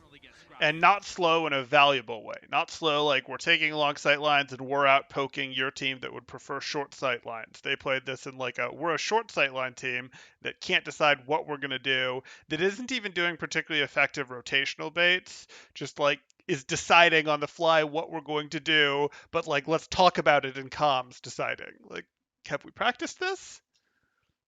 It's a little too early into the map against a very common thing for you guys to have to actually be spending game time discussing what to do. Teru's Blizzard getting cancelled was a huge moment, though, I've got to say. Done with that big earth shatter. And even the sound barrier that came Onigod is not a sim one trick. That I think was a real pivotal moment for that tipping in favor of Paris Eternal. And now they have 4 minutes left to try and battle this out. A Blizzard for the high ground could be crucial here for Naga. Yeah, 1 minute left on the clock and capture. Instead, teleporting to point. Gravitic flux? Teleporting to point. Is that what they're doing? Are they baiting a flux? No. The teleport? So they're trying. Okay. So the teleporter So they're faking for nothing because they assumed that the gravitic flux is going to be used preemptively to try and basically they were trying to bait out. Trying to bait it out from Fried. But he just held on to it. So again, Paris Eternal losing a couple of seconds. Fine. You have wall, so this is fine. What? What? Oh, because your sim TP was a fake. I was thinking that you were going to actually teleport across and fight them at range, but your sim TP was a fake for you to do this wall. Fine. And there's the blizzard that comes out on top of it, and that is probably the point, even though you lost Onigod. But if you lost Onigod, that means Dalton is set up on the high ground, except that Dalton got taken down by a turret, so you win. Okay. Yep. Ultima's going to be committed, and it seems like the Paris Eternal have got a great advantage moving into this one. Rolling forwards, the players are corralled into the corner, and Elevote just on high. A lot of burst damage coming from his micro missiles. You can see him finding a lot of work. Dan just trying to flick his shield up as well, just trying to dodge. I'd like to see a little more about why we didn't get value from Fried's Flux, but, you know, we were busy watching a Sin McCree duel. Goes down, the window will fall. Look at that flashbang into Dan. 42 health, has to back off here, but he's going to get blown up. Way too much damage to try and... I just want to point this out, guys.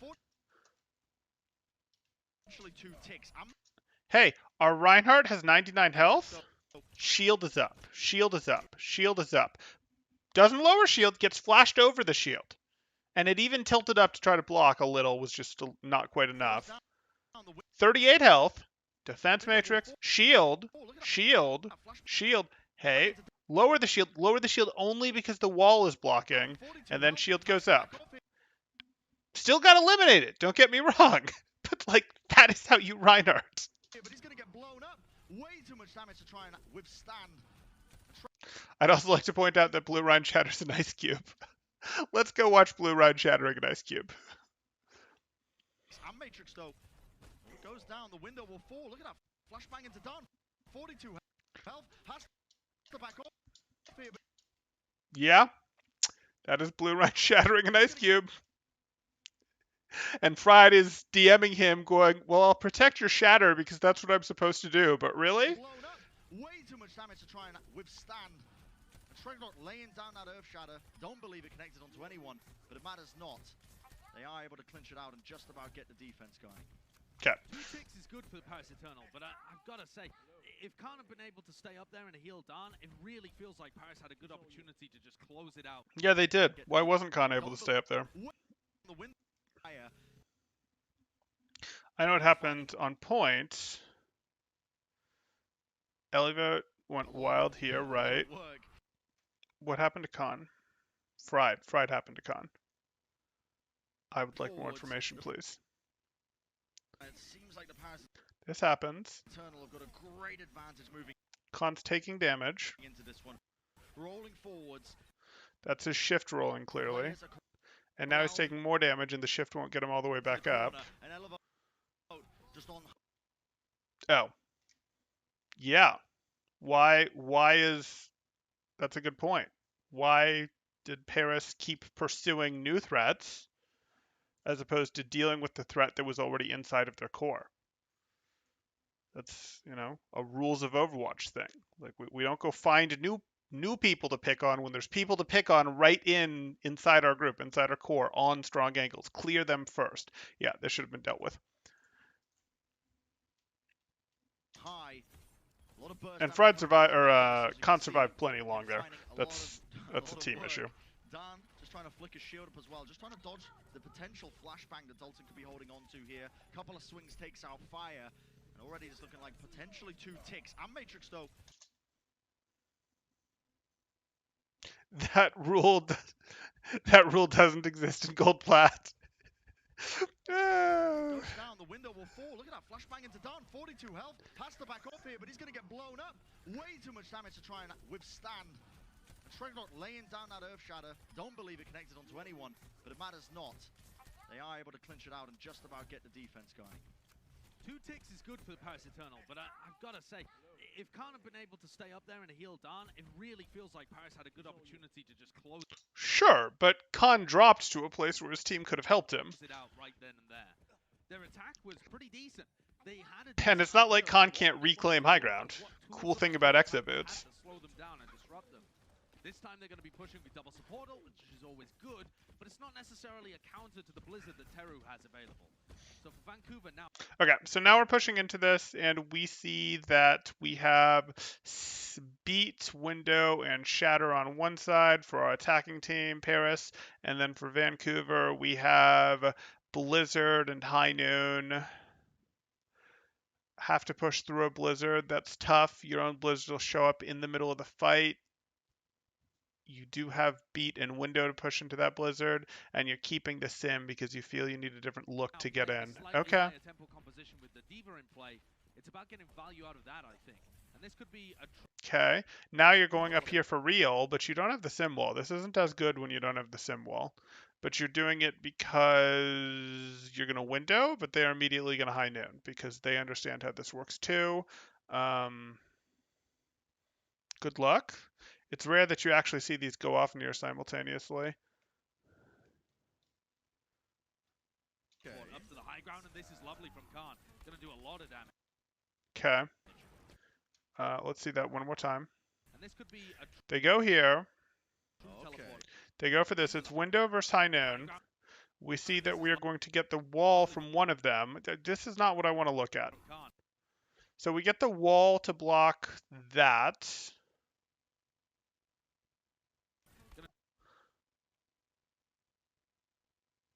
What?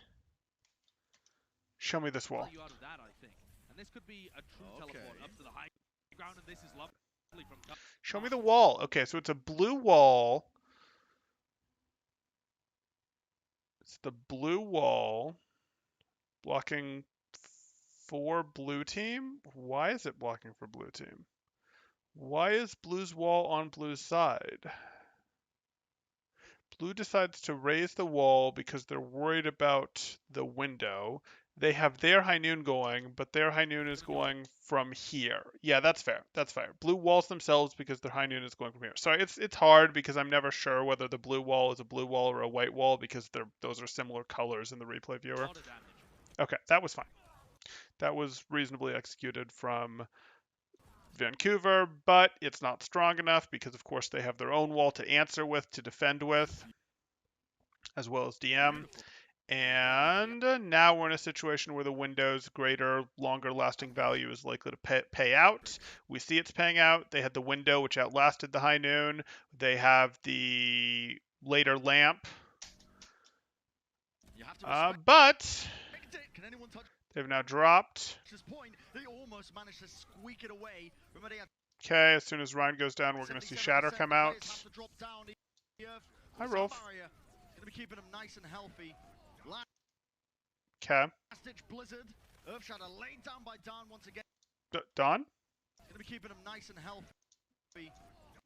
I'm good. Why? Why are you walking into the blizzard?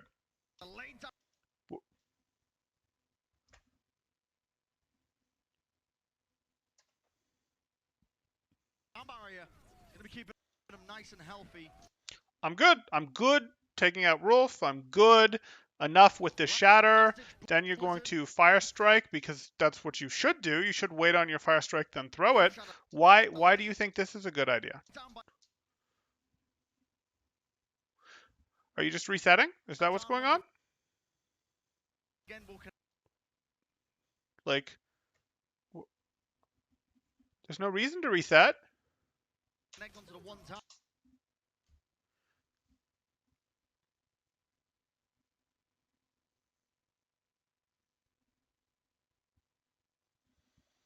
There's got to be something I'm not understanding here.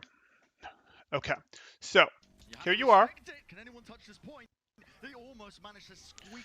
Did fire boop you? Is that what happened? They looked like footsteps, but am I wrong? You go here for Rolf. There's fire.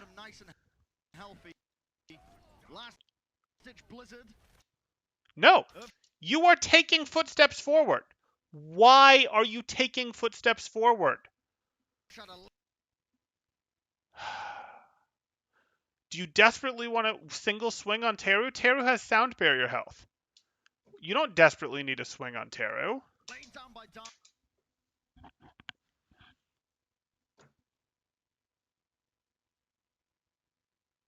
He just turned his brain off.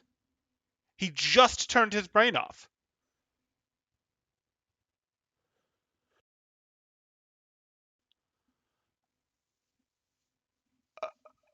Oh my goodness. Okay, let me catch up. Maybe you guys saw something I didn't. This is just ranked. The only loophole. That's why you should be in diamond. And you'll take the rest of the match. I saved my support. I should level up from this. Nah, that's not how that works. Bro, we need to talk about a visit to an eye doctor. That or your monitor's colors are seriously whack. Well, no, Blood. There's an issue where actually sometimes walls will raise. You'll see this in the replay viewer, where walls will raise as one color, and then they'll change colors like a half second or a third of a second after loading. That's not a MII thing. That really is an issue, but funny. So he should be charging into the blizzard. Not what I said. The Polish shatter up is too tempting. He's at 0. Yeah, no, he shattered. He did shatter, and he didn't have Fire Strike yet. It was a second away, and he walked into the blizzard.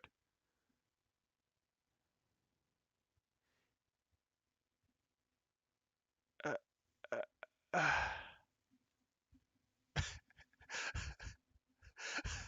mean, that's bad.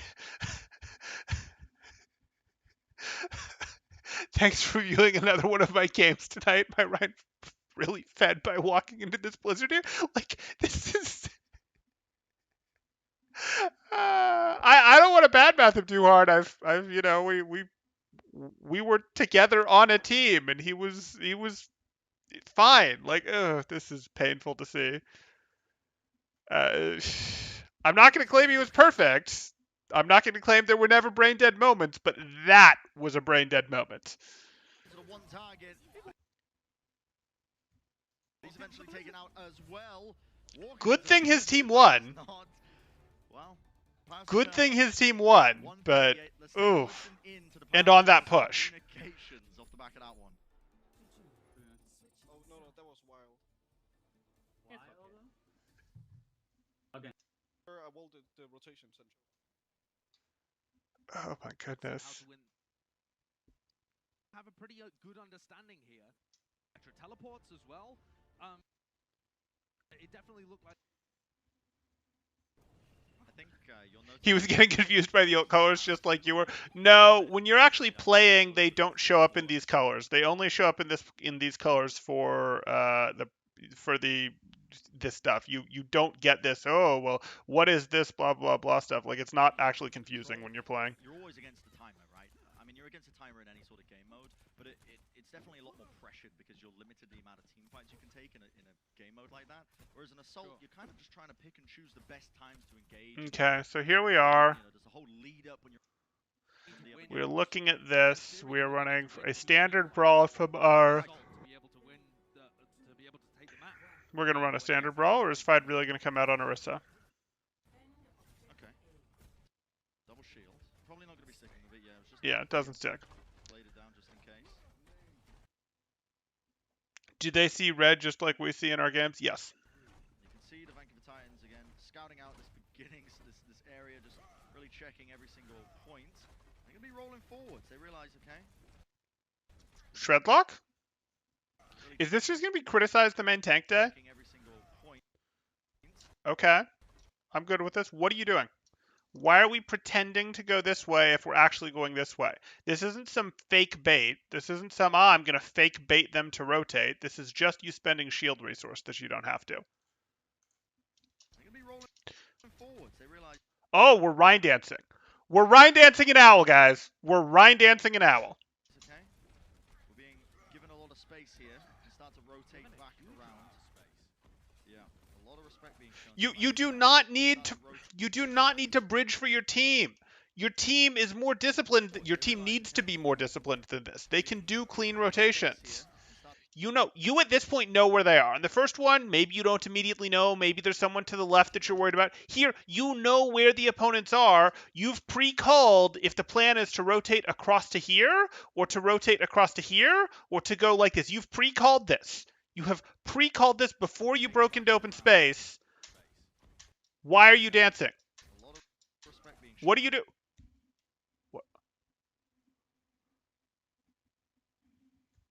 the Vancouver Titans. Oh my goodness. Not try and fight with this forward area when they have the May online, but the point itself is quite defensible. They're letting.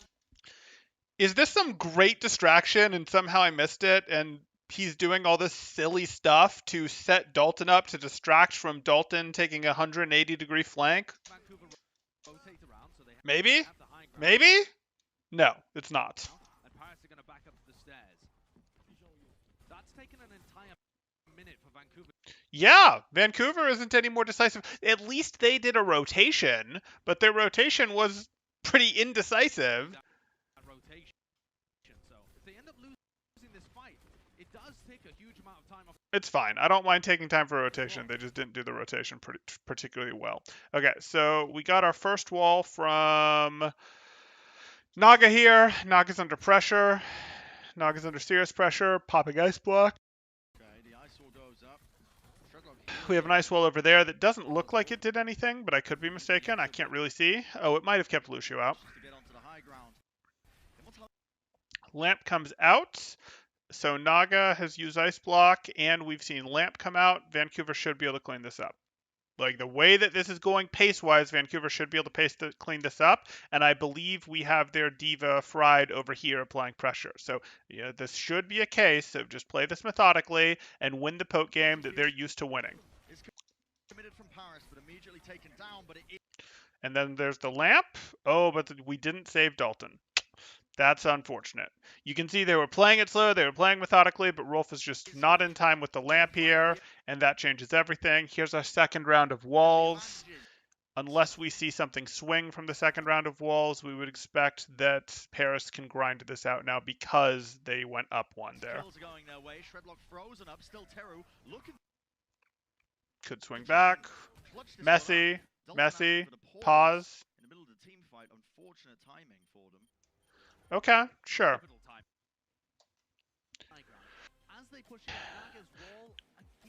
Thank you, Carolina. I'm glad you enjoyed it. If you have questions, definitely let me know, but I'm glad you enjoyed it, and I'm glad you're here watching some owl, or at least popped into some owl review, or at least popped in to say hi. Either way is great. I find colors so confusing. Nades are impossible to see. Yeah, it can be tough. Some of the owl colors can be tough. I like the contenders colors a little more. I like that there's a little more consistent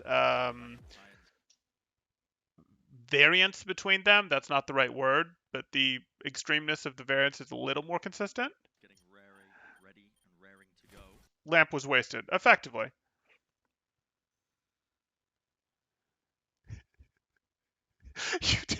Nard did less Rhine dancing than the Titans in his flex pass Rhine play yesterday. Yep. Okay. So they grind. There's the window, and there's no shield here. Is Rolf still up? I don't remember who's up and who's not. They use the wall to block the window. They unleash their own window, and that's probably going to do it. Yeah, now this is a case where they're not going to be able to get back in. Titans should finish this off. Yep. Oh, hey, it's something resembling a decisive push. It's not, but hey. You have Ice Block. Good. They've lost a lot of these players. Swinging away, Dan will fall. And yeah, they're just going to be just throwing the bodies onto the point just to try and buy as much time as possible. It will be the Vancouver Titans. Okay. This could give Titans a little more trouble than some other maps will give them because they're going to have to rotate through top right, and that will sort of force both teams to actually brawl a little harder with their brawl, whereas Titans is favored in these longer poke fights. Just based on their play style, based on how they want to play the game. You know that that's how they want to play the game. They've shown their hand that that's how they want to play the game by putting Sigma rather than Diva in multiple times. They want to play slow poke games on this comp, and that's going to be harder if everything gets stuck in that tight space over there.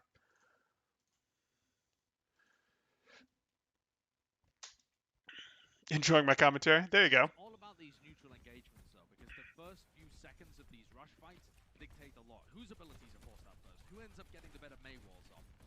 That's the kind of stuff that decides how. I mean, we saw a tragic mistake from this tank. We've seen some sketchy stuff from this tank many times in these first three maps. We saw Fried go wild with the Matrix usage, and we saw Elivote positioned questionably, but that might have been less Elivote's fault than server room and more the backline's fault. So currently Elivote is we've seen Elivote have some energy issues, and we saw Elivote struggle to push. Yeah, I'm not in love with the tank play I'm seeing. You guys are right.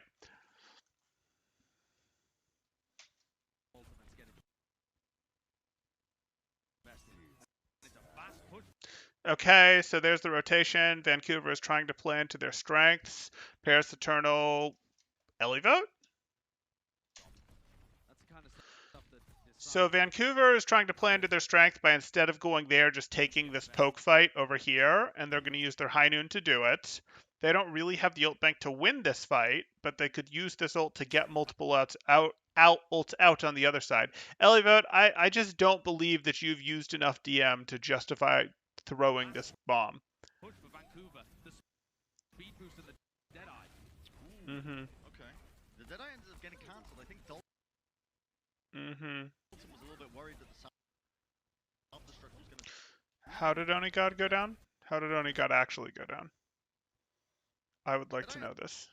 Was Oni God trying to off-angle himself down here and Fried got on him? Where is Fried? Inquiring minds want to know. No. Oh, interesting. Well, that was dangerous. Oni God was set up all the way over here on cliff side of the map. Okay.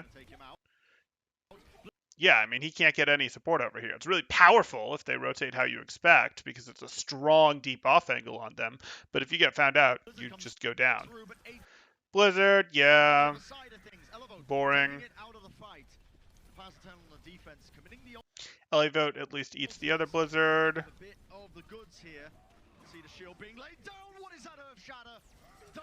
It's an Earth Shatter. It's a sound barrier. It's a window. It onto so many targets, it does force out the sound barrier, and the Vancouver Titans are going to be right back upon their feet trying to turn this fight around. Already with the pick off. They're going to turn this fight around, and they're going to get some point progress here. But Paris definitely get a clean recontest.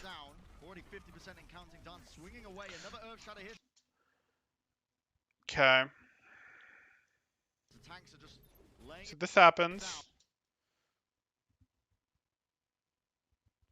Why do you think this is a good idea? The fire strike, but now a bit of point pressure as the tanks are just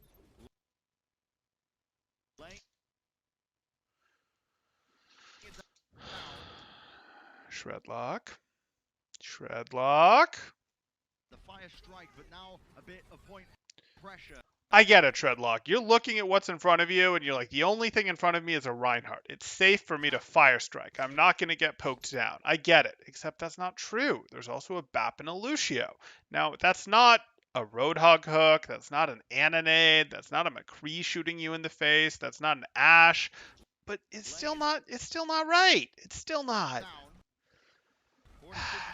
Counting down, swinging away, another Earth Shadow. Here, Shredlock tries to maybe make it happen, but lowers his shield for a second. It gets blown up. The recontest from Paris. Not really. He was stuck against the wall. Trying to stop them. Deadeye also just going to be negated by the body, I suppose, of Elevote as he tries to stop them. Another Amp Matrix. You have to respect that. Really, really, really long team fight. Just really being strawn out. And Paris Eternal, it looks like, I want to say, they're getting up on top of Oh, fire's going off. Just as I try and say that it's going their way, I mean, I don't really know that it's going off. I'm just looking at the feed, but hey. Once again, another freeze up onto Dan. He's taken up. Flashbang round the corner. Chaos, Pandemonium, Amp Matrix, South. Yeah, they never got expelled. Paris got a real recontest option, but the ults just weren't lined up in their favor. Okay. Hey, we're seeing what we're seeing. Let's go on for our extra rounds. Could he shatter on stairs there? Flanking behind, I think. Yeah, I think that's where Fire was. I think Fire was up there trying to do things. Could he shatter on stairs there? Let me take a look. Probably mean this shatter. I don't know. Sorry. Couldn't he shatter on stairs there? I don't necessarily know which shatter you're talking about. Does John come back in time with shatter? Or was it a shatter before that one? Yeah, sorry, I don't know what you're referring to.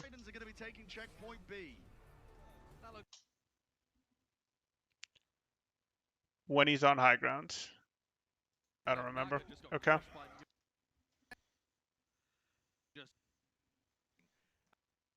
Is when the McQueen for oh, okay. We get to see this Lucio play. Oh, that's not what I want. There we go. He drops rather than shattering downstairs. Ah. Okay, so here he is. That's not particularly amazing. I mean, you traded a fair amount of health with the baby diva. This is actually the moment I think that I'm talking about here. Only got on the flank around the left-hand side. Both get flashed. It's better. Fire is there. I mean, they also had Pride there. It's not actually amazing, but it's doing good. But that kind of risky play that Onigot felt like he had to do ended up meaning the death of the Paris Eternal. Very open. On the attacking side as well, so working against the worst time bank. With a minute and a half to.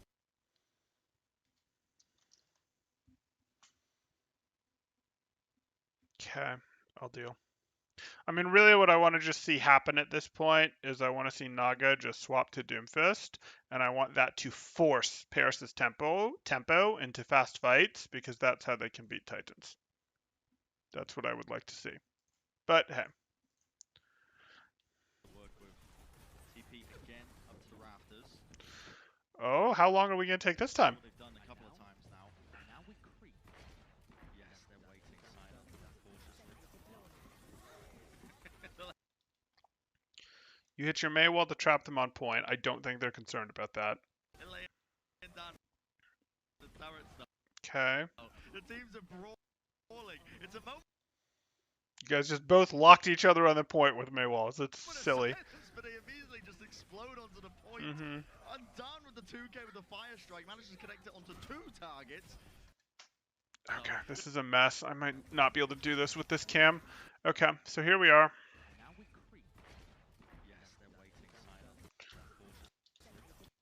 You throw up a Maywall. Your Maywall... You throw up a Maywall.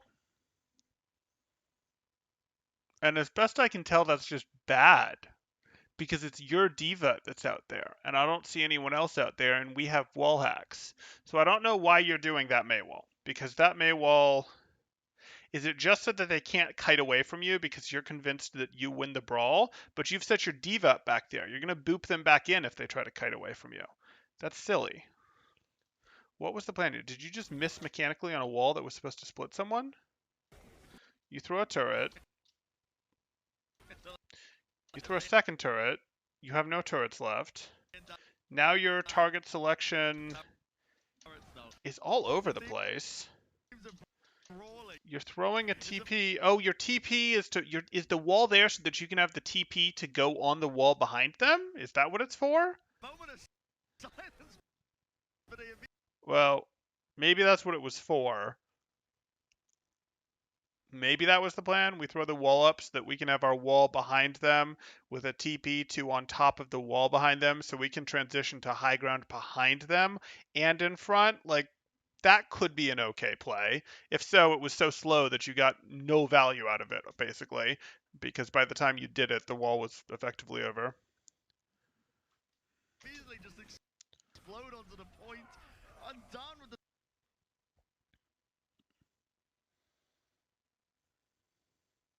And while you're doing that shenanigan, they came in and brawled you hard 2K with the fire with their Sigma brawl team. strike. Manages to connect it onto 2 targets, but probably not going to be enough here unless we see some absolute heroic. But it works because Onigod was effectively out of the fight for so long, and Onigod needs to be ramping up early in the fight. The Vancouver Titans are looking like they're coming out better still. The point I want to make here, the Vancouver Titans, with every player that they lose, it's a little bit worse for them as well because the spawners are going to be running all the way back, very far away. And the what was Symmetra firing at? Right, Symmetra had very, very poor target selection, and by that I mean I don't think Symmetra was actually trying to shoot at anyone. I think Onigod was just holding left click down as he was looking around for where he wanted to put his second turret and where he wanted to put his TP, and it took him a long time to do that. This does not look comfortable for Onigod. So they're going to be taking a better team fight now. And they have the teleporter to be able to get into the actual point more quickly.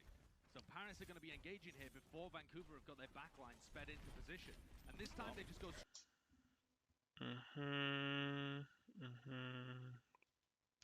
Fine. Straight to the point. So Shredlock hits the Shatter. Why? Excuse me? Excuse me? Your Fire Strike into the group of them. Your Shatter.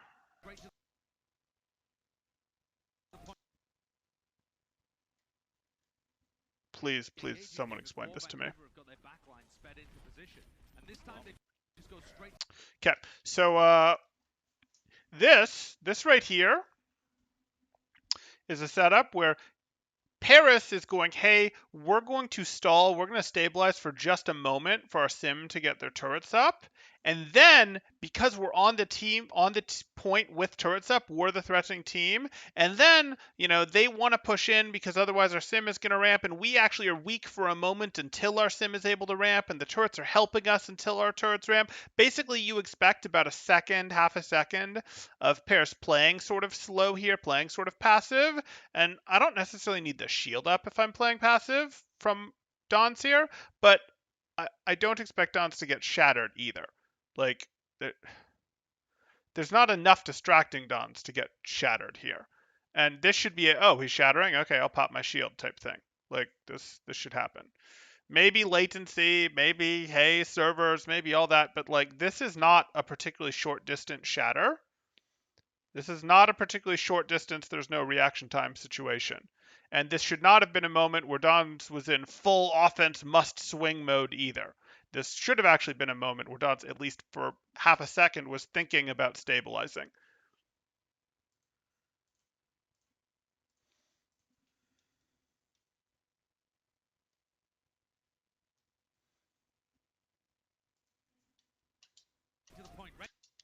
Yeah, you see a fast shatter, you shatter them, but Dons shouldn't have gone shattered here, and Dons really should have reacted in time to stop his team from getting shattered. His positioning was fine for it. The distance was far enough between the Ryans that's for 4,500 plus players. That shouldn't have happened.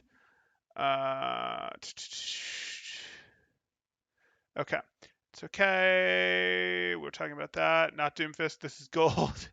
What's Symmetra firing at? We covered that. You see if I shatter, you shatter him in cold. Temporal in the actual video is. Uh, What a shatter! Shredlog lays it down, and he's going to force out that immortality field nice and early still. Shredlog lays Okay, so let's see it because they recover from this clearly. Is that because does the BAP not get shattered? Khan doesn't get shattered, which means the lamp is immediately going to come out because Khan was in the air.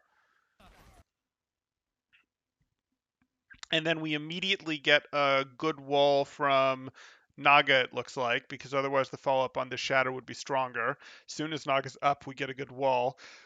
But the wall from Teru is good too. It won't keep Khan out, but it'll delay Khan getting back in. He's going to have to pop up to the window to contribute. And the lamp hasn't been destroyed because of the good follow-up wall. Good. Good for Paris. Yeah, good for Paris. There was no follow-up, and they just obliterate them in a blink.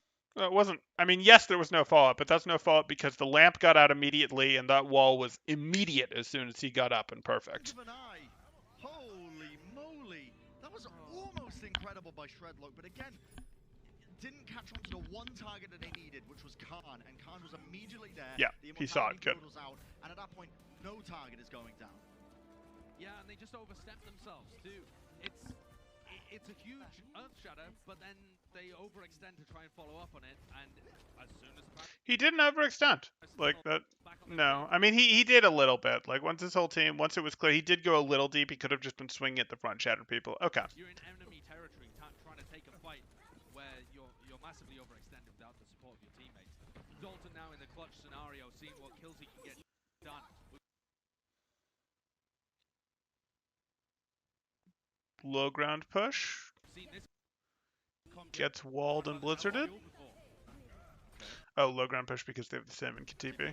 More reasonable. Okay. Back here, the Earth Shadow, okay. The overlapping shields, the walls, everything's going wrong, it feels like, for the Vancouver Titans right now. Okay, TPing back. Okay, let's try this again. Here we are. So, Paris Eternal is attacking. They throw up their wall. They're playing into a blizzard there. Dawn has done the I'm up here, I turned around, I got through thing. Must have been using the TP. That's fine. Goes for the shatter. Obviously can't get the May. Looks like we knock one or two down over there. Hit the fire strike. But then we have what, a Diva boop? A Lucia boop?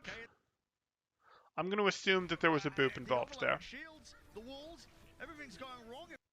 Mm-hmm. It feels like for the Vancouver Titans right now. Self-destruct into the sky just to peel them all away. The blizzard as well. No one can really it's a remake as much as anything, but fine. fine. A couple of these picks, Teru eventually going down. Now you can see Fried, last man standing, is going to get D-Mink, but the rest of his team is just about coming back into it, swinging away. The Ice Wall has to get used here early on. Shredlock, though, eventually going to be taking so much damage, and nobody has managed to dislodge Khan from on. Yeah, you think he got booped into them because Neptune avoided the shatter too. That's my take, yeah. Laying down the heals, laying down the damage. The overtime will start to burn, but nobody is going to be capable of touching this one as the Paris Eternal rocket their way into 4 points on the board. Okay. They're giving them inch, they'll take a mile.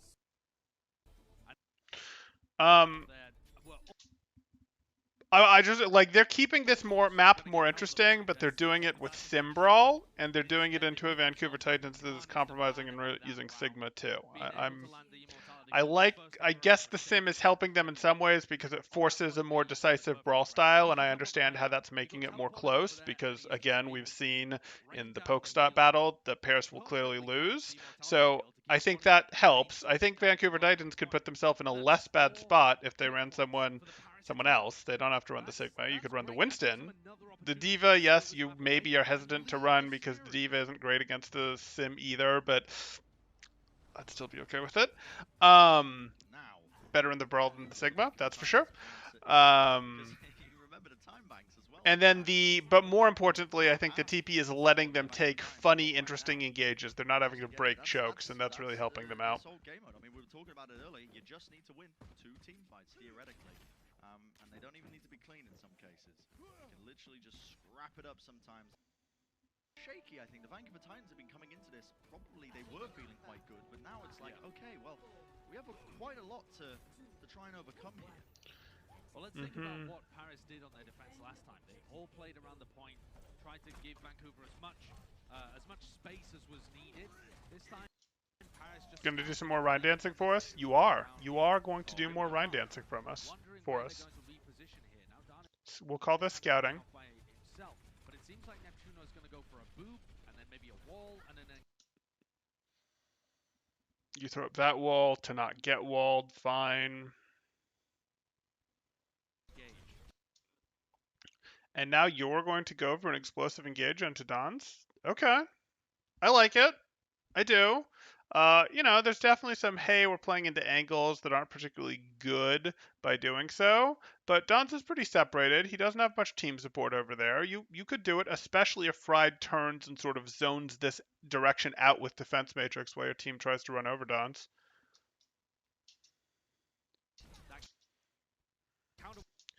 Yeah, Fried is doing the right thing. Is Fire helping with the right thing? Quite fast enough. No, not quite enough. Okay. And now you tried to do your overrun play and it basically failed. So now are you going to be able to cleanly convert to a poke play, or did you spend too many resources? You're using your lamp and you used your ice block. It's going to be hard for you to win poke play from here. Your angles aren't bad, but you spent a lot of resources. On the other hand, Elivote spent boosters, and I don't think Fried did. They're going to try and burn him up. Well, there are the boosters. Yeah.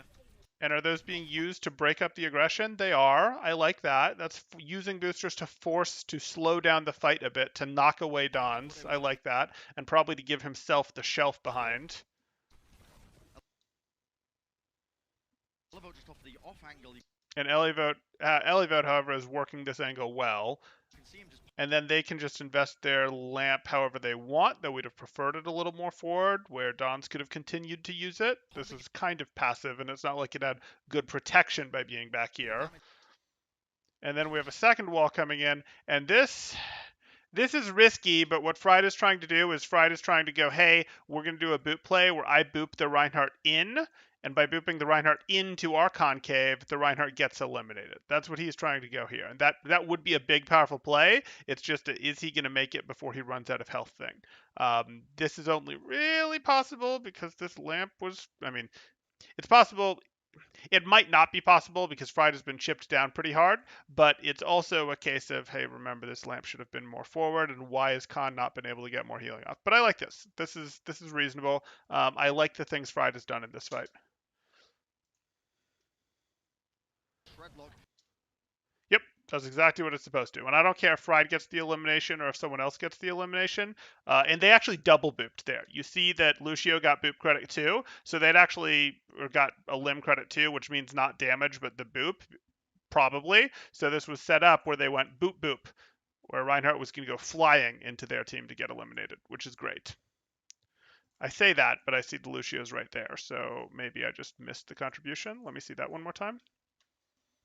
Was it just amp credit? It can't just be amp credit. Surely it's boop credit. Elivote just off the off angle. You can see him. Yeah, got it. So Fire knocked him that way. Fire knocked Stans that way, which isn't really that great. And then it's really the D.Va one that does it. Don will be the one who falls. Fried Wiener demeched as well. Onigon has to come up with some. Did that send him out of the lamp? If that sent him out of the lamp, I'd be more okay. Here we are. Elivote just off the off angle. You can see No, not really. him just pumping in the damage into Shredlock, trying to take him down, but Don will be the one who falls. Fried Wiener demeched as well. Onigon has to come up with something big, and he's already picked up the first kill. Trading out the tanks now. Still at the off angle, finding the shot, and he's already picked up the first kill. Okay. So, to be fair though, like we went through this, and this is good from Fried, but he is sacrificing his mech for it. Not that that's a bad trade at this point because his mech was already basically gone. And remember, Paris is still massively ahead on resources. So even though in theory they just went down half a player, mech versus Rhyme, there's still a pretty big resource lead for Paris here. And if this fight goes on, that resource lead will 100% get eliminated just based on the player count difference. But I'm not surprised to see Shredlock get traded back. And they're getting to use the fact that they still have their wall. I'm not really clear on why you're on this side of the rock. I'm really not clear on why you're on this side of the rock, to be perfectly honest. Of course, I'm not clear on why Onigod's totally in the open either, but, you know, apparently McCrees don't like cover. Like, hey, oh wait, why would I be on this side of the rock? That was always an off-angle option for them. Duh. Why is Onigod also, like, they're both just being like, no, I'm gonna out-aim you, no, I'm gonna out-aim you, I have the better aim. Guys, like, one of you has a rock as an option, the other has this building or this as an option. Why are you dancing here and you dancing on this side of rock? Like, you've decided that this must be an honorable duel where you throw the white glove at each other and then go pow pow, like, ugh.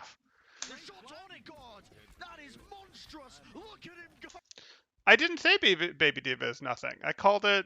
I generally call mech versus not a half person advantage when I'm doing counts. Oh my goodness! He made it work for them. Nobody punishing him when he was just taking that tiniest of opportunity. But again, Josh, you said it best. Give him an inch, take a mile. And Onigod just did just that.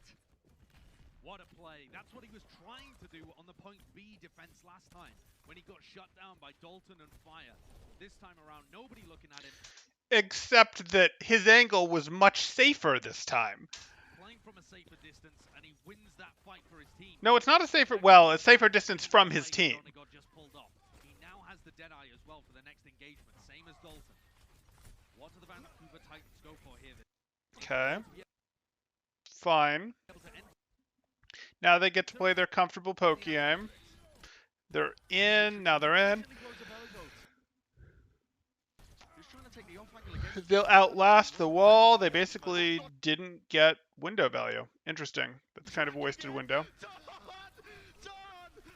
Nice dance. But then it gets turned?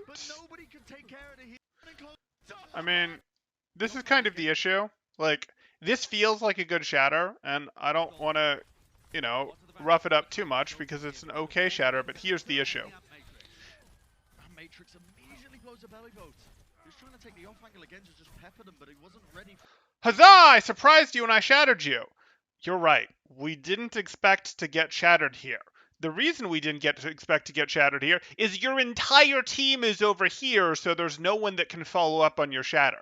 It's not like, oh, how bad of my team to not follow up on this. Did you call this? Has your team since rotated up to here and now they're going to fire down this firing lane? If so, you'll get lots of eliminations.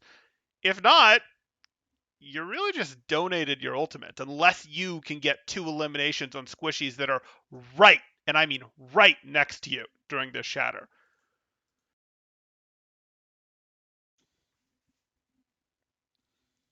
Why doesn't Owl hold choke like ranked? If you're asking if you want the real answer to that, Nordstrom, sometimes they will hold choke, but what you run into is they are setting up for, there's a couple things that are making that not happen. One of which is there's a little more playing for angles that's going on. Another thing is there's been the threat of the sim TP, and holding choke against the sim TP gets you into trouble. And the threat of the sim TP has done a fair amount to bulk these teams, at least to bulk Vancouver. Vancouver hasn't really been able to hold choke because of that. Paris has more been playing, we could hold choke, but we're instead going to hold our Rhine here so that we can have our pretty off angles. So really it's just a greater value of the off angles and a little bit of worry that if they set their tank right up at the door there, that they're going to have a little more trouble protecting him almost, we'll say. Like it's sort of a, hey, we're gonna have a little more trouble protecting you up here. It's easier if you're over here, and that gives us the cross angles that we like more. I'm not convinced that holding the choke on this one is terrible, is wrong, is anything like that. I'm not convinced that that's the case. I'm not convinced that we wouldn't see Vancouver holding it that way if it wasn't for the threat of this MTB. We might, in fact, have just seen that the meta has just evolved to holding it here with Reinhardt because SimTPs are so common, and this is closer to point and you can retreat to point faster, so they all just do that by default now. But it's a combination of the SimTP and some of the angle play. Okay. Not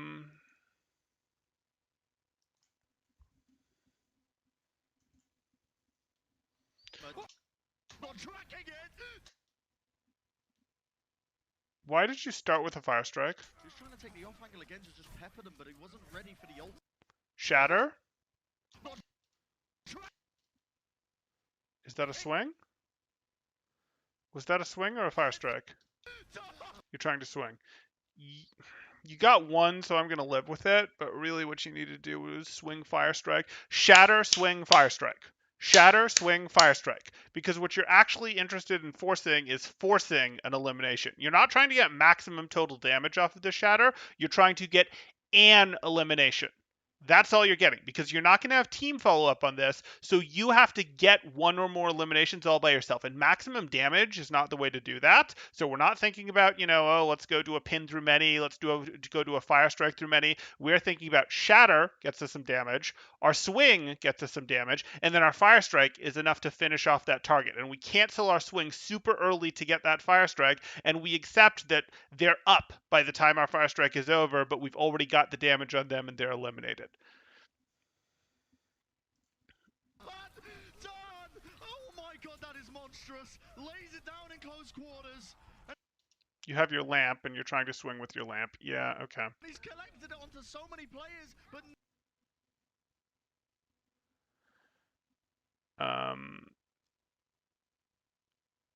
is there a way to cancel TP like May? Yeah, you can destroy teleporters. And you can push out to destroy teleporters. You can, yeah. But if you're having to push out, if you're playing to be ready to push out to destroy teleporters, you're not playing with great off-angle control, with like your BAP up over here, your McCree up over here. If you are, these guys can't really push out to help. You see what I'm saying? So if you want your good off-angle control, like if you, how do I put this? Let me show you guys. Yeah, I'll show you in a second once I get a better vision of the map. I'll come back to it, I promise. nobody can take care of the healers. Perfect. Okay, so say you've set your McCree up here and your BAP up here, and maybe your Diva, maybe you've set your Diva here as well. Maybe you've set your Diva on window. I don't really care. Say you've done those things. They can't really push out well to go break a TP that is being set to go through to here. On the flip side, if they're set in these spots, you're less worried about them TPing 2 points because you're in a situation where you're going, oh, well, our Diva or BAP will just hop up over here, or maybe our Diva hops up over here. Our McCree's right here threatening. Our BAP can heal people until they're close. Our Ryan can go from here to here. Our BAP can drop and heal from here. Or our BAP can drop and shoot this way. Like you're pre-set up in ways where you threaten the point as if you're an attacking team attacking a turtling team, which is sort of what's going on if they TP to point. So like this is pretty solid in terms of, hey, we're going to do a spread hold like this. If you hold up at the choke and you don't get the TP and they get through, you're going to be late to there. They're going to have everything set up, all that scary stuff. And there's things that can make you late. They might go, hey, we do our own Maywall shenanigans. They might go, hey, we use an ult to stop you from pushing us. Things like that. Okay. You can always ult to make it clear if they use the TP, it will be unpleasant. Sig, sorry, Cree, etc. You can't just walk through choke gold. Are you saying you'd grab the TP from 40 when we went through it? Yeah, don't do that.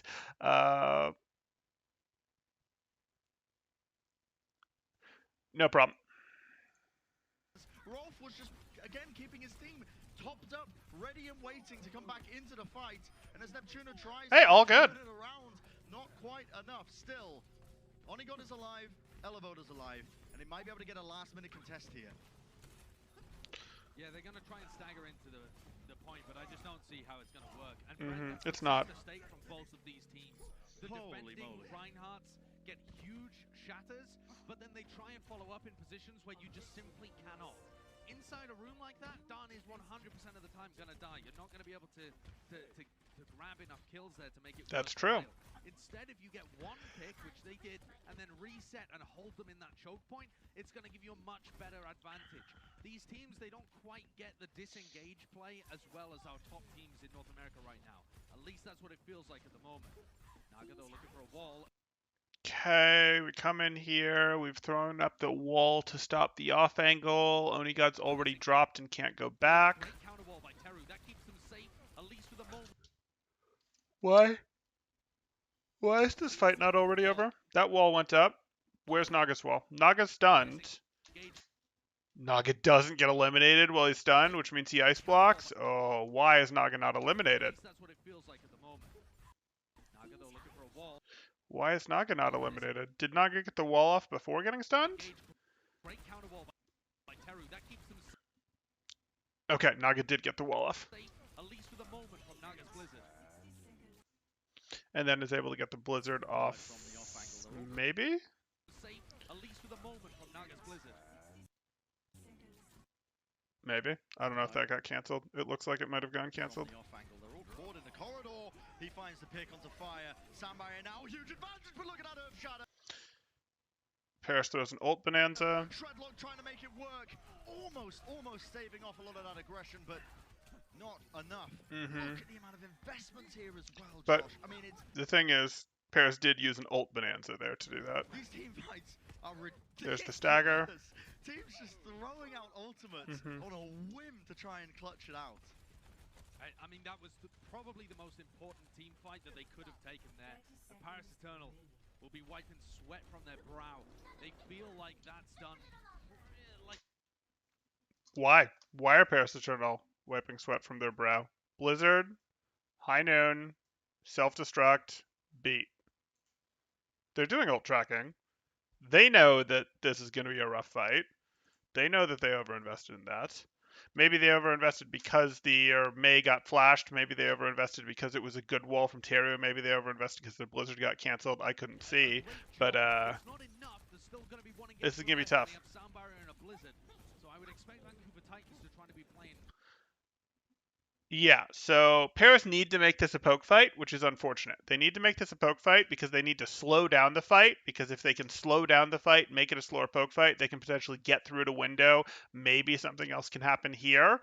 But also, Blizzard and Beat are powerful brawl ults, and Titans have Blizzard and Beat. So they're looking to make this a slower poke fight, both to get ults, to take advantage of their terrain as the defending team, and to not let these ults get used easily and early in the fight, because these are the win conditions that Vancouver should be playing towards. They might not, because Vancouver is clearly better as a poke team, better at playing brawl as a poke comp, but hey. Really fast with this one. If they can bait a push towards the high ground and then end up going maybe over the rafters towards the point, somewhere where they can get huge value out of the Blizzard, but they need to play that objective. Super winnable for them. The ult's online. Okay, so they were able to get one ult, and it's a good ult because it's a poke ult, and the only poke ult that they can answer with is High Noon. There comes the wall. You got outbeat? That's awesome. Dons, why are you over there? Going to be played here. I mean, I don't hate him being over there, because him being over there is going to be well, we can heal him through the window from here, and if he gets blizzarded alone, it's not a big deal. It's a bigger deal if 3 of them get blizzarded, but I can live with this. And now Dons drops, and if Dons is dropping, the call probably needs to be that we're dropping. But you're trying to get value while your window's up. Okay. Okay. You didn't get enough done. You didn't get enough done to soften them up on the high ground. So here we are.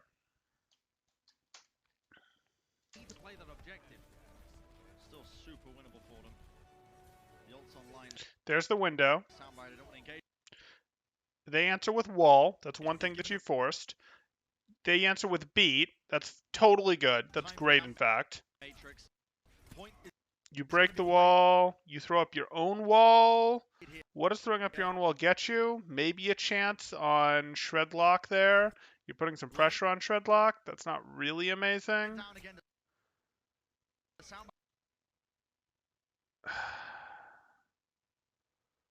Was Shredlock really the play? Hint. The answer is no. Like, yes, you've chewed through his health, and yes, these guys still have beat health while he doesn't. But like, this is your window, man. These guys are squishy. I'll deal.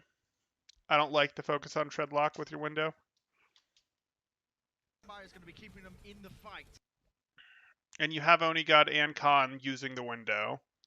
And they do get Shredlock very low. Don't get the elimination. That's huge that Shredlock got away with like 40 health there. Yeah. Okay. And then Tero's able to drop here. Shredlock's not really going to be able to come in to help this. That High Noon doesn't do anything. Okay. Tero goes down to Naga. Are they still down there? Yeah. Tero chased Don down there, I guess, and got eliminated? I don't know. Shredlock, he tried to jump on to the point and he's going to survive and he gets the kill at Elevo. Okay, but then Shredlock, this hero who got away with 40 life from our window that had a BAP and a McCree behind it and was separated from his team by a wall, but did get beat. Got away. That's the kill of Naga as well. What am I witnessing? Just about saving his team in the moment and they managed. Yeah, that's fine. Pairs needed to get more because they were playing into such an ult disadvantage, but honestly, they did do a good job of not letting Vancouver get good value out of their beat or their Blizzard there. They played that well. They played that reasonably well. They were just down too far on ults. I do think there was some probably could have changed target prioritization type stuff, but I don't really dislike that they went after Shredlock because they had their own Rhine on that side to mess with him as well, etc. That's ludicrous. D.Va trying to stealth cap points. Hogball Tracer 76. You guys, no, you guys are making up. I don't even want to catch up on that. Friedwiener went down onto the low ground to play the objective. Paris don't have to worry. They just need to win the team fight. So they Blah, you're generous. You're assuming that she ever put down a Widow Mine. Eventually, Dan had to drop, and at that point, Shredlock he went in and made some magic happen. I don't even know what even occurred. So it's putting time back on the clock for both of them. Wow. Temporal, it's meta. just ridiculous. Just ridiculous. And now it's 1 minute apiece. Both teams with the 4 points on the board. Anyone's game as it's 1-1. This is living up to the hype.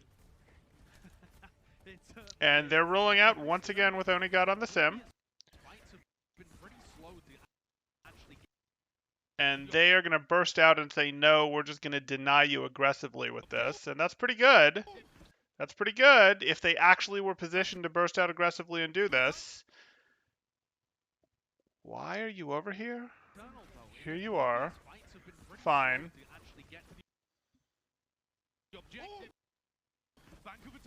That's your teammate. I don't know who you're beaming. That's still your teammate. Okay, that's an opponent. Close and he knew they were going to close engage. Only got laid down the turrets preemptively, and it's causing all sorts of difficulty. Did he? This is living up to the hype. I don't think he knew. I think that's a pretty standard sim tech. I'm very used to seeing sims throw a turret there. I am very used to that. And it's to make this exact push harder. I don't think that's any great read. I think that's the standard. Maybe the second one might be a case if they read that it's coming. Yeah, the comms have probably come through. Hey, the Reinhardt's still right up here. And the D.Va's coming through. Yeah, okay. They understood. Paris Eternal knew they were holding close, and he knew they were going to close engage. Only got laid down the turrets preemptively, and it's causing all sorts of difficulties now for the Vancouver Titans. You also don't need to prioritize. I don't know. Oh God, we need to work on your sim, buddy. Like, you're doing this. Why? You just reloaded. Your critical important thing is that you immediately get beam damage on someone again, so that you don't drop your level 3 beam. That's the critically important thing to do right now. You don't need to put new sim turrets up. Putting sim turrets up is not a priority 1 action. Putting sim turrets up is a good thing to do before the fight happens. It can be a good thing to do when you have no level beam, but you don't go, oh, let me throw more sim turrets down when you could be beaming someone. You put up sim turrets rather than throwing orbs at someone, sure, but you can be beaming. You just had to rebuild your beam partially here. For the Vancouver Titans, gone straight into the belly of the beast, and Shredlock going down, no immortality field. They can just collect up these kills, and it's going to be a 3-point A. Sometimes you've got to take risks to be able to win maps like this, but that one does not pay off for Vancouver. Target selection and tracking is just awful.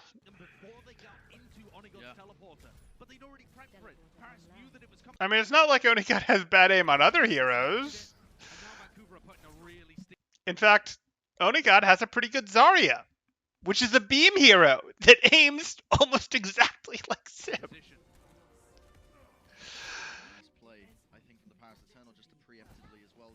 Expect that and set up the team fight for their success. I mean, those are the kind of plays and the moments.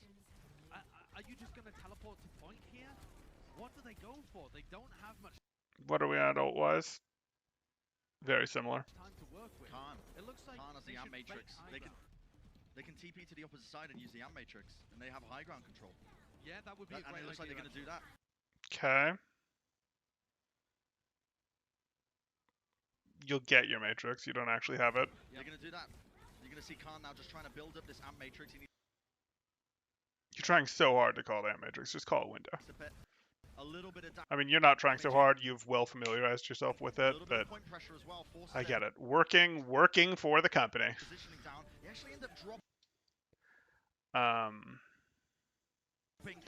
That's fine. Rolf will have his in a moment, but it's going to be late and there isn't really cover against it. Okay. The positioning is definitely better at this point for Paris Eternal. And they got the first ult on the board. I'd favor them in this fight, but I wouldn't wildly favor them. It's the ice wall. Didn't quite get the DVD max. There's the Blizzard coming out, and that'll do it. Yeah, Blizzard plus wall. It's a battle of inches on your ults, but the first ult came up for Khan, and because the first ult came up for Khan, they were able to amp and get everyone else's ult first, and then even though Vancouver was just barely behind them going into the fight, it's a whole different ballgame. That's fine. Give me the 6-6, baby. I want to see the reply from Vancouver. Okay. Amp Matrix TM. You just can't call it Amp Matrix because, like, Amp already refers to Lucio's Amp ability, and Matrix already refers to D.Va's Defense Matrix. Like, Matrix is Defense Matrix. If you hear the word Matrix, you're thinking about Defense Matrix, not Bap's ult. Vancouver now in a rough position. 1 minute to do the same thing. Yeah. Scoreline was off the back of the Paris Eternal reading, I think, and is Dawn going to hold the same spot? Multiple times. I think the first defense, Josh, they were playing on the point because they suspected that Vancouver might be doing a TP play, and they didn't want to get caught at the choke point. And then when they noticed, okay, Vancouver are not actually running any Symmetra, they were playing a little bit closer, and the adaptations get made. And interesting. Why are you holding there? What strategy have you seen that causes you to hold your brawl up there? What does that answer strategy-wise? Okay, you did drop and split. I'm just curious why you're up there to start. Oh, because that makes sense. If they're on a double bubble, you potentially want to... Yeah, that's fine.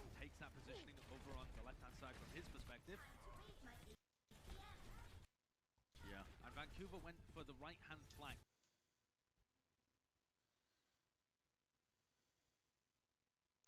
A mech with roller skates. The speed boost through the hut. And Try to Vancouver, split up Dom. Paris kind of, yeah. That could be a pretty good ult, though. Give everyone movement speed and eat opponent's damage for, let's make it 3 seconds. Like, your whole team has increased movement speed, and you just eat any damage that comes in front of you for 3 seconds. That's your ult. Okay, okay. Here goes the second Okay, there we are. to initiate. That's a great flashback. Good. Finds the Oh first hit. my goodness. Someone needs to help Onigod though. Beautiful immortality field. Wonderful, just lands it and saves Onigod as well. They need to try and take out a couple of these players though as Dan gets collapsed on. No heals available for him. Neptuno caught out as well. Potentially still winnable. They need to try and take down Shredlock. He's so low here. But the Amp Matrix. Can we see that again? We pretty much just got to see Onigod fighting fire. The speed boost through the hut.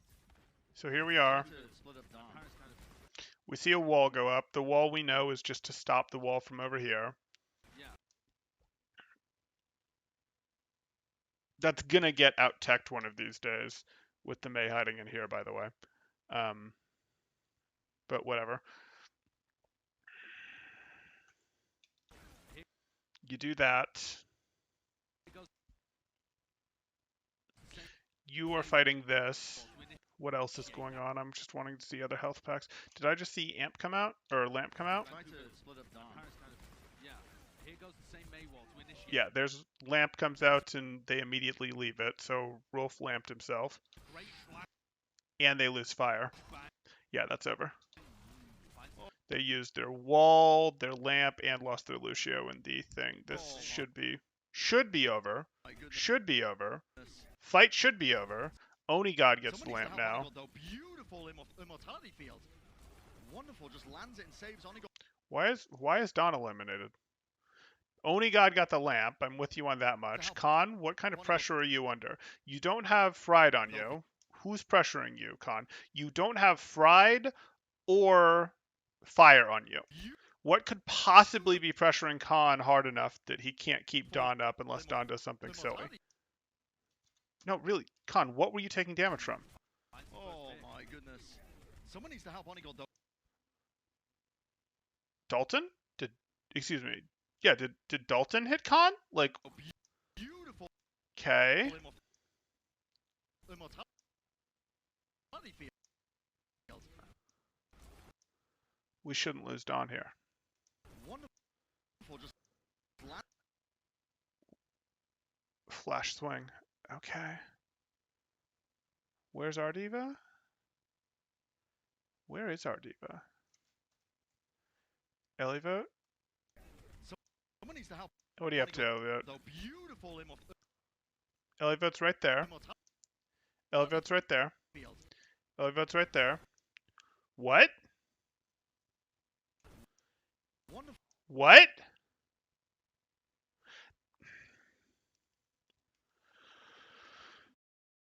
Okay. This is not a gold level mistake. This would be good positioning to have, right? You're above and behind your opponents as Diva. You get to shoot them in the back. You can cast DM over them, sort of. Like, this would not be good positioning. This is reasonable positioning to have. This is just not a reasonable time to take it.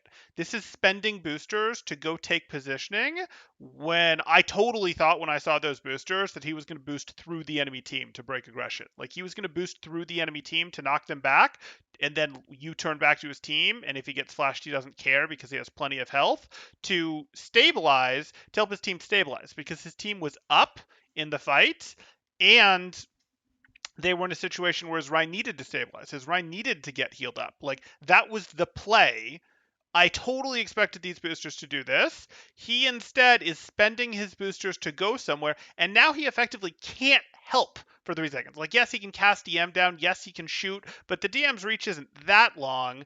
Like, you want to pre-fight take these positions. You want to take this during the poke phase. This is not the poke phase. This is not the poke phase anymore, Elivote. This is the type of position that you can take if you can, hey, get there when things are clearly in poke. You can't take this late into the mid fight like this. Like, you could maybe go up on a shelf over here if the fight was next to this thing back here. You could maybe do that. A thing on the side, maybe. I don't love this. I really don't. This is too late into the fight to be doing this thing. Again, this would be good diva positioning earlier in the fight.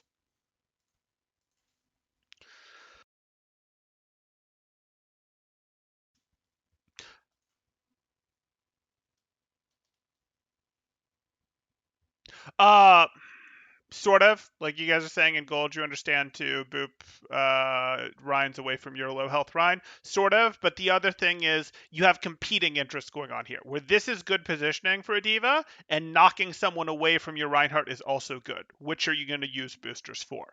It's competing interests, and that's what makes it harder to understand. That's why I'm saying this is a boneheaded move for Owl, but this is not like a boneheaded move for even moderately high ladder. Like this would not be a boneheaded move for Plat. I'd see someone make this mistake in Plat, Diamond, even Masters, and be like, I understand why you made the mistake. You have to understand that this is pre-fight positioning, this is early fight positioning, this is poke phase positioning. This is not I spend boosters to get up here late in the fight. If you're already up here late in the fight, great.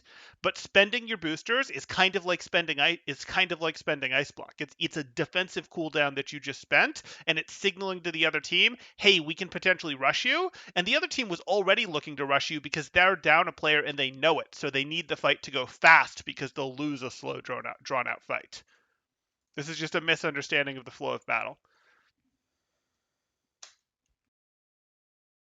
Just lands it and saves Onigod. Poke phase, what other phases are there? Well, if that's an honest question, you have sort of the poke phase, you have the brawl phase. Sometimes you'll refer to times in the brawl phase, like early brawl phase versus, late in the fight. Then you have the cleanup phase where the fight is really over. It's devolved into like a 5v2, a 6v3. The fight is over. They're not coming back. It's just a don't turn our brains off while we clean them up. Maybe we start thinking about planning the next fight, doing our ult tracking, etc. And I call it brawl phase. You could also call it, and we could break it down further. We could be like, this is the initiation right here. The initiation leads into the brawl. We could get more complex if we wanted. As well, they need to try and take out a couple of these players. Though, as Dan gets collapsed on. So, no heals of Ellie vote just like this. Neptuno caught out as well. Yeah. Potentially still this was a hold. Winnable. This was a hold if Elivote doesn't use boosters there, or if Elivote uses boosters to break aggression. Try and take down Shredlock. He's so nope. low here. But the Amp Matrix, again, the window staving him away. It's too much. Which isn't to say there weren't any other mistakes. It's just what I see with the camera that screams at me. And if that mistake doesn't get made, the point gets held. But there's other mistakes that could have not been made that might have saved it too. Purgatory. Yeah, we are locked in purgatory forever. All good, Carolina. Vancouver Titans clash. It's another El Clasico at the beginning of the 2021 season, and I wouldn't have it any other way. Yeah. What can the Vancouver Titans do here? It feels like Shredlock's going to have to come out with some magic, because Paris have got the tools to be able to stave this one off. 15 seconds left, pushing into an Ant-Man. Are we watching the same game? I guess because it's 15 seconds you're worried about it, but like, I don't know about you, but I probably like Vancouver's ult bank a little better than Paris's.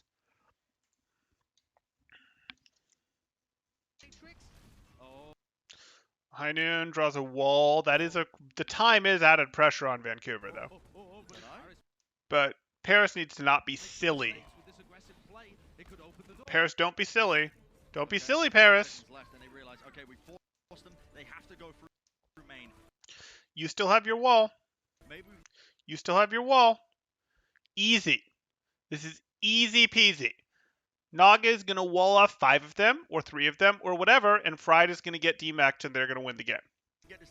That's what's going to happen. Naga still got wall. Naga still has wall. Naga still has... Oh my freaking goodness. 0 value wall. Naga.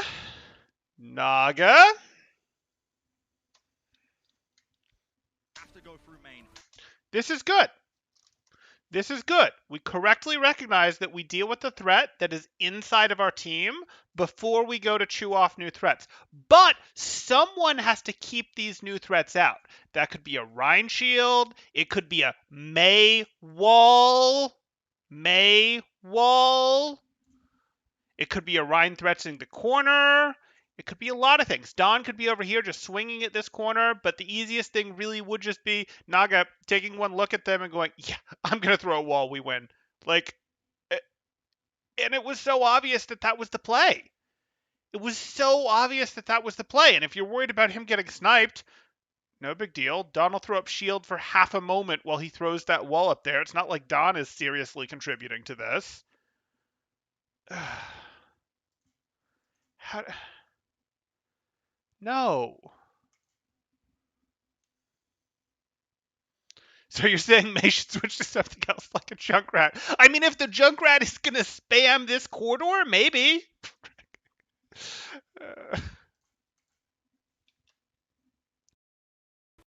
Maybe we can get this D-Mech here onto Fried. He's avoiding them a lot. They need to try and D-Mech him here. They're coming out from every single angle. Immortality field as well. On Okay. Window. God. Brings down Teru. Surely that's going to be I mean, for these players, it should be pretty easy. it as well as Fried goes down. No one. Like, yes, the players they're playing against are also very good, but that's not I can't execute the wall. I'm too worried about getting insta-deleted by executing the wall because they'll delete me so much faster, so I have so much less time to set up my wall. Because those are real pressures. That's a forgot to set the wall, didn't think about the fact that, oh yeah, we should set the wall. Like, ugh. Really able. Okay, so they set up their lamp or their wall there. This has got to be over, right? Like, I'm disappointed, but this has got to be over. You're not getting great window value. Lamps are out. Will only keep them alive for a few brief seconds, not enough to try and turn the team fight around. The Paris Eternal with a very solid hold. What a map! The Paris Eternal, 6-5. Okay, they got the win. Good. Taking away Hanamura. I say good because otherwise I'd be even more upset over that wall. Josh, you said it at the beginning of this. Okay. Yeah. So I'm not impressed with our tank play. I'm not impressed with our tank play. Who was it who just messed that up? Elivote just messed that up badly. Fried is probably messed up the least bad on my list right now with our tank play. It's probably where I am. If I'm looking at the DPS, I am not happy with Onigod's Sim. I don't know why they're trying. I do know why they're trying that so hard. They're trying that so hard probably because they recognize that they can't beat Vancouver in more pokey battles. Even though Onigod's much better on his McCree than in his Sim from what we saw here. They don't think they can do the pokey battles, and it's helping their initiation into this brawly type stuff, and it gives them better routes, etc., on a map that is hard to engage into. So I think the Sim has made this close. I think unless they can go to another sim map, it's going to be really hard for them to take another map, but we'll see. That's what I'd expect anyways. 6-5, taking away Hanamura. Holy smokes. I mean, the Houston. Is there more I want to think about here? Are these guys just going to mentally get boomed now? Is that what's going to happen?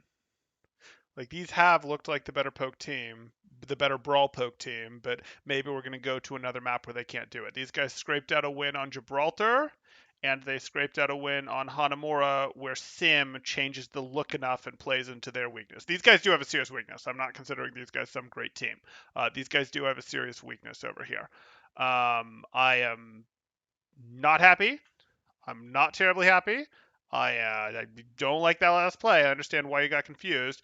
You haven't been amazing. That Sim, very questionable. Good McCree, very questionable Sim. Neither of you have had great windows.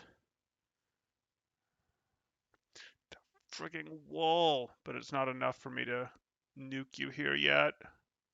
Okay, we're gonna keep going. We're gonna keep going. Uh, Blizzard wants us to be playing the same game as L, and I've never seen that more than this game. Harsh.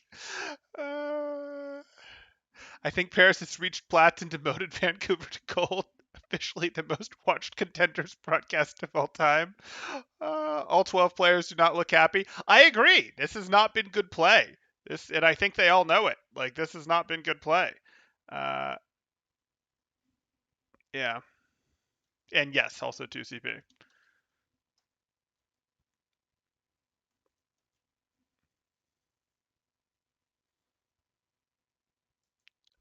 Okay, Hollywood.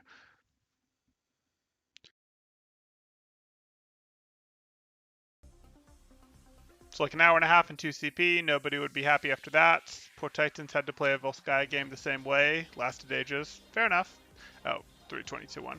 Also, let me know if you want me to turn the volume up or down on this. I know I have my volume mixer set a little bit, so what you guys hear is probably a little different than what I hear. So tell me if I need to turn them up or down. Obviously, if I turn them up too much, we run into a thing where, hey, we're fighting for voice space, but if they're down too much, they just sound like little noises, and the caster's talking is even more distracting. So let me know.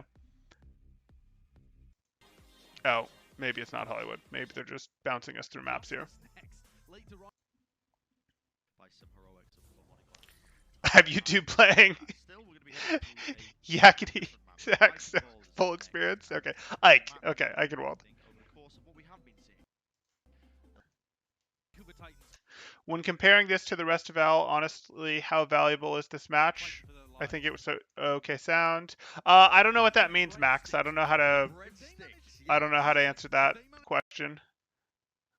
As soon as they win Eichenwald, I think they just spawn bread. Thank you for confirming that was the song they had going in the real video. It's the bread bowl. That's what we've got in front of us.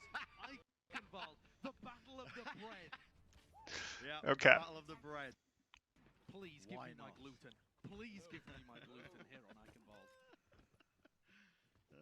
Yep. Is the only guy gonna play that? Is that real? Appropriately put here, the Paris Eternal. He's on Half offense, away so from probably closing out not. this series, and they'll be off to a great start for their That Titans could work. Overwatch League I season. understand. I could understand. Situation now for the Vancouver Paris Titans. could very much lose Know this they're map if capable. only got plays They've played Junkrat. close that entire series. We know they're more than capable. No. So let's see it. Let's get some bread Okay. in the bread bowl.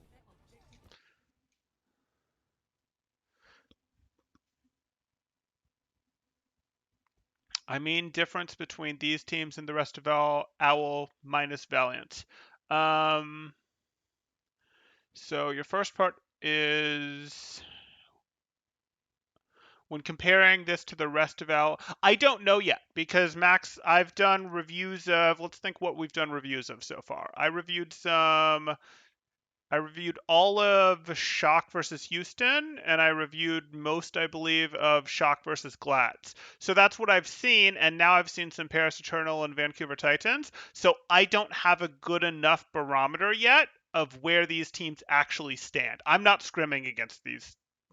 I'm not driving any teams that are regularly scrimming against these teams, so I don't know where these teams sit yet until I actually see a little bit more against some of these. Until I actually see a little bit more Owl. I haven't watched every game. I'm mostly watching what I review when it comes to stuff. Like I'm not actually doing much watching outside of that. So I don't have enough of a barometer yet to really tell you where all the teams stand. If these are, teams 18 and 19 in the league, etc. Like these might be average teams because I can tell you Spilo did a great scouting report on the Gladiators, and they had some flaws. We looked at Shock. Shock had some flaws. So I don't know how strong Owl is yet. And that's not super weird. We saw this when the GOATS meta happens too. In metas that don't sort of let people just pop off the same way, we do see teams come out looking shaky, and sometimes it takes Owl a week or two to really get ahead of the top contenders teams. I'm not saying that that's what's going on here. It doesn't look as bad as it did during GOATS, for example, but I'm not surprised to see teams coming out looking a little shaky in the first week or two. It could be that we'll see quick level ups. It could be that we don't. Temporal McCree is to Reaper as Bastion is to Moira, it seems. So why has Reaper ever been picked over McCree? McCree is to Reaper as Baptiste is to Moira. Why has Reaper ever been picked over McCree? Oh, because Reaper has a defensive cooldown. Because Wraith form is pretty awesome. It's literally that. Wraith form is pretty darn awesome. That's why you've sometimes seen Reaper gets played. Yeah, that's the answer. Wraith form is better than anything Moira brings. So like you're saying, oh, but hey, Moira also has a strong defensive in Fade, and I understand that. And you're going, oh well, this and that. No, like yes, they do both have strong defensive, Wraithform, Fade, and if we think about what those equivalent abilities are for those respective characters, it would be combat roll. Yay. Versus, well, Shift or Lamp. Either one of those. Okay, we'll compare it to Shift because we'll take. It's really not fair to compare it to Shift, but we're going to. Do I want to compare it to Shift? I'll compare it to Shift, which I guess is Regenerative Burst, technically. So if we think about these four abilities, which is effectively what we're doing, let me think for a moment. Fade versus Regenerative Burst. Yes, Fade is better than Regenerative Burst. Not going to argue that. Wraith is better than Combat Roll. Not going to argue that. But really, Wraith is a lot better than Combat Roll. And Fade is better than Regenerative Burst. That would be one way that you could think about the differences. The other thing, though, becomes how Moira's kit works, where she really it just doesn't heal very well. Like, it really doesn't heal very well in terms of, hey, you want to, as people have come to understand Overwatch better, you want to take more and bigger angles against the team, and Moira does not support that very well at all. It's simply not how her hero works, whereas Reaper can't. Reaper can take angles, and you'll notice they've kept buffing Reaper's range, so he's even better at taking angles. So that's one thing that's gone on there. And then the final point in relation to this, so Reaper is working more and more, like they're designing Reaper to more and more work in how Brawl is actually played. And then the final thing that I would say is Moira has been meta a few times. There's been comps that have been meta that you run Moira in, and some of those comps run Reaper, where you specifically run stuff like what was a good example? Yeah, where we had what? Winston, Diva, Reaper, Sombra, Moira, Lucio. What do you know? There's Reaper and there's Moira. So those have happened. It really only happens in these super divey comps. Sometimes instead of a Reaper, it'll be a Tracer. It really only happens in these super divey comps where you're committing all in on we're going to do a dive comp ourselves, and we're not going to give you any targets to dive. That's really the only time Moira reasonably sees value, and that is Moira's small window of opportunity for play in my mind, where hey, that is a design niche that she can safely occupy, but it's just not a very big design niche, or it hasn't been historically.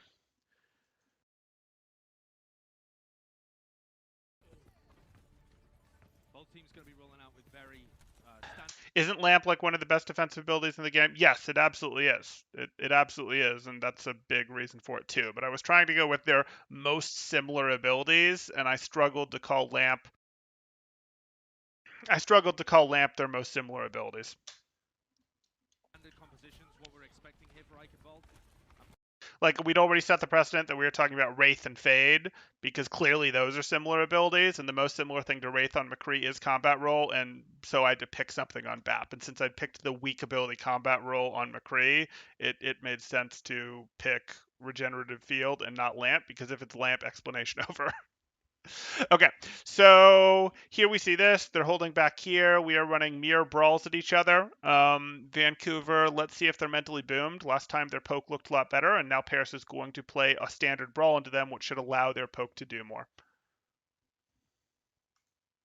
Paris given a lot of room in the choke point. This map is a lot about the rotations, getting those fast engages, and finding good May walls. So far, Naga's been a little bit lacking. What? Rotational bait. So there's a little rotational bait here, and I appreciate that. I do appreciate that. But I don't think you guys understand. A little. Why? Like, if this was a rotational bait and then you're going to go this way and just run them over, cool. But you have to be tighter for the beginning of your run them over play. And if you're not going to be tight for your run them over play, this becomes a, we're going to push here, and we're actually pretty happy with our McCree and our Diva pushing from over here. We're pretty happy with that. And if you try to chase us back into it, these guys will deepen their angle. And if you try to back up from it, these guys get to shoot you in the side. Like, that was okay. I'm not sure why, oops. I'm not sure why we've given this up. A little bit lacking when it comes to them. I don't know why Fried is up here. But he has a nice wall to sit on. That's cool. So this is different. You guys see that? Fried went and took the high ground. Fried went and used boosters, I guess, to go take the high ground here. Maybe he was running from something. Maybe it was running from getting frozen. I don't know. But this is different. Even though it's not great positioning because this wall won't hold, this is much earlier in the fight. It's not in a place where we're likely to need our boosters in the next couple seconds to commit somewhere. So, yeah. That first one is good to be able to funnel Paris into a tight choke point. Naga's easily avoided there as the rest of Vancouver back up, and neither may well really resulted in too much. Vancouver, are you going to play for angles? Not finding too Now you're much playing for your rushing the Maywall? terror again. Another great wall, defensive Okay. Your lamp comes out first. comes out. Shredlock caught against the wall now. The immortality field is out though, but bursted down pretty quickly here. So they've got to be prioritizing a lot of the heals because Shredlock falling very, very, very low, swinging away. Dan up to the high ground. Not sure what the falling very, very. Here we are. Next wall set. Went down with Don's. Throw up the window. Fine. But Rolf immediately goes down. Is that just Diva driving through Rolf? Or is Lucio on him too? Fire's trying to come back to help. And it's just Diva. Why? Why are you eliminated? Rolf? I wonder what forced your shift earlier. Here, you're 4 seconds from shift.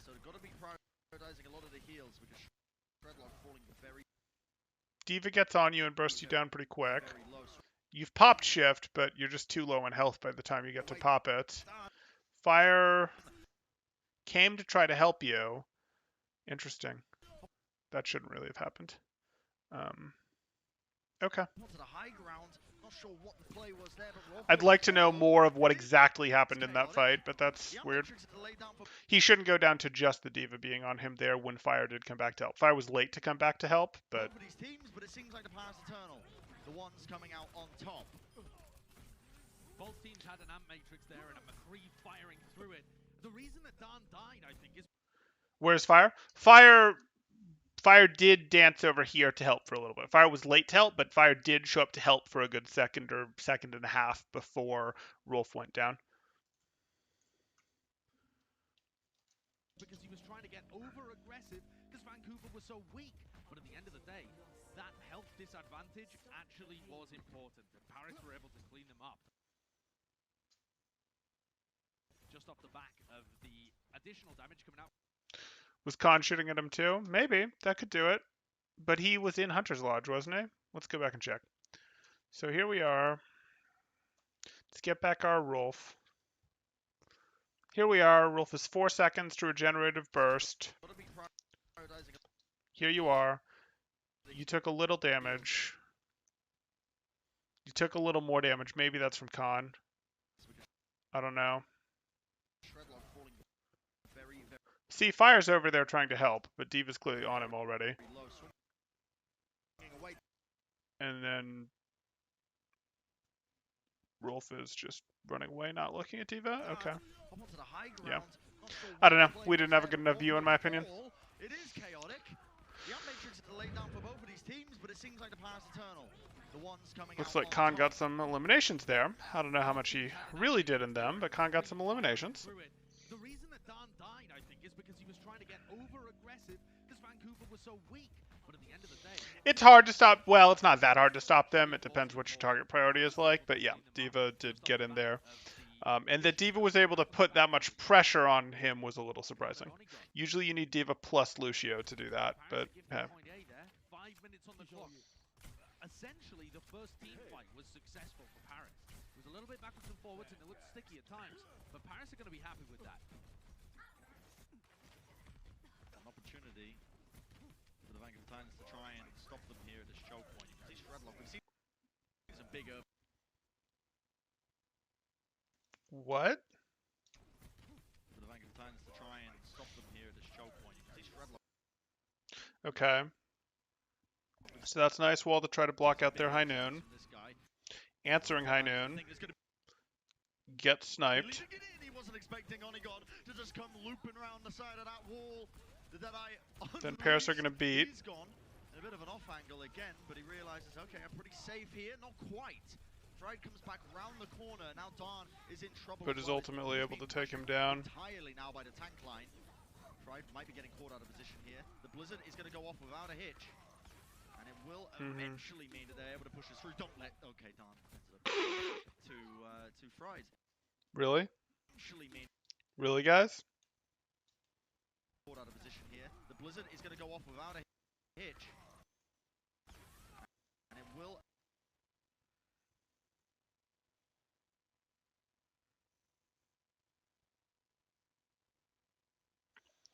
You guys are on attack. She's near the cart. You're not really going to be able to stagger her. You can't chain boop her. You just finish her. That's silly. That is silly that they lose Dawn there. Wow. To Fried. But that's okay. That's okay. Closer spawns. Closer spawns, everybody. Don't panic. Yeah, no. That was a cool little play from Fried there. Steal the health pack and then come back to finish the McCree. Yeah, it was. Panic. No reason to panic. The Paris Eternal, though, if they had U-turn boosts are powerful. Could have taken an aggressive position. They could have taken high ground and tried to play around. Okay. Instead, they're going to be really slow, and Vancouver are already there. So that kill on Dawn actually was important. Already there. Here you are. First wall comes out from Paris. Paris then windows. You then answer with your own wall. See, the matrix is used, but get the good freeze onto D.Va. No real time. Wait, why did you guys beat? When did you beat? Here you are. So that kill on Dawn actually was important. How do you think this is going to work, Fire? What's your team going to do with this beat? See, the matrix is used. Yeah. I don't like that. There's no real targets for them. Self-destruct comes over the top. Not going to be finding any targets, but it does force them into unfavorable easy cleanup. And now they might be able to capitalize and collect off the back of it. You can see that wall coming out from Naga. The Earth Shatter from Dawn. It's going to be connecting into the staircase. No one really able to hold a candle to it. Hey, Dawn knows how to shield when he's low health. Again. Terra's just trying to get out alive. Okay, stall himself onto the point for some reason. Yeah, this is fine though. Extra ult charge. Yeah. Okay, that's fine. I don't mind that. Everyone has reasonable amounts of health. She has enough health to boop her away. You can. She has enough health to freeze her. This is better. I mean, it's not fine if he actually just gets stalled like this, though. No, it's okay. Okay. I mean, he pulled him a bit of and then they stopped her before she touched, because if she touched, she activates a lingering contest even after she's gone. So that was well done. Yeah, he was trying to buy them time. He's not really going to be there in his and this is why you practice staggers, so you can do better staggers like that. Blizzard aren't going to be there for this opening contest. Was dropping the correct move.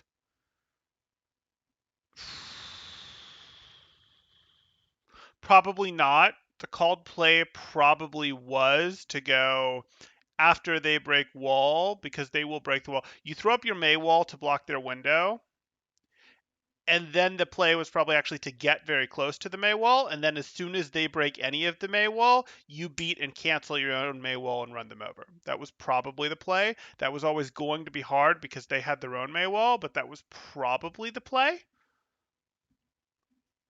We can go back. We can look. Let's solve this team fight.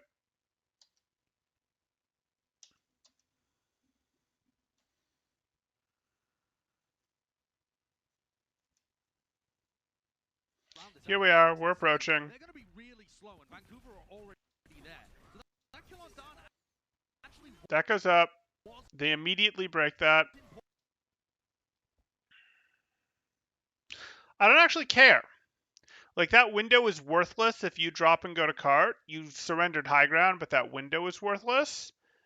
Or you can pop beat and push them. It sort of depends how many people were split by this wall. And I can't tell.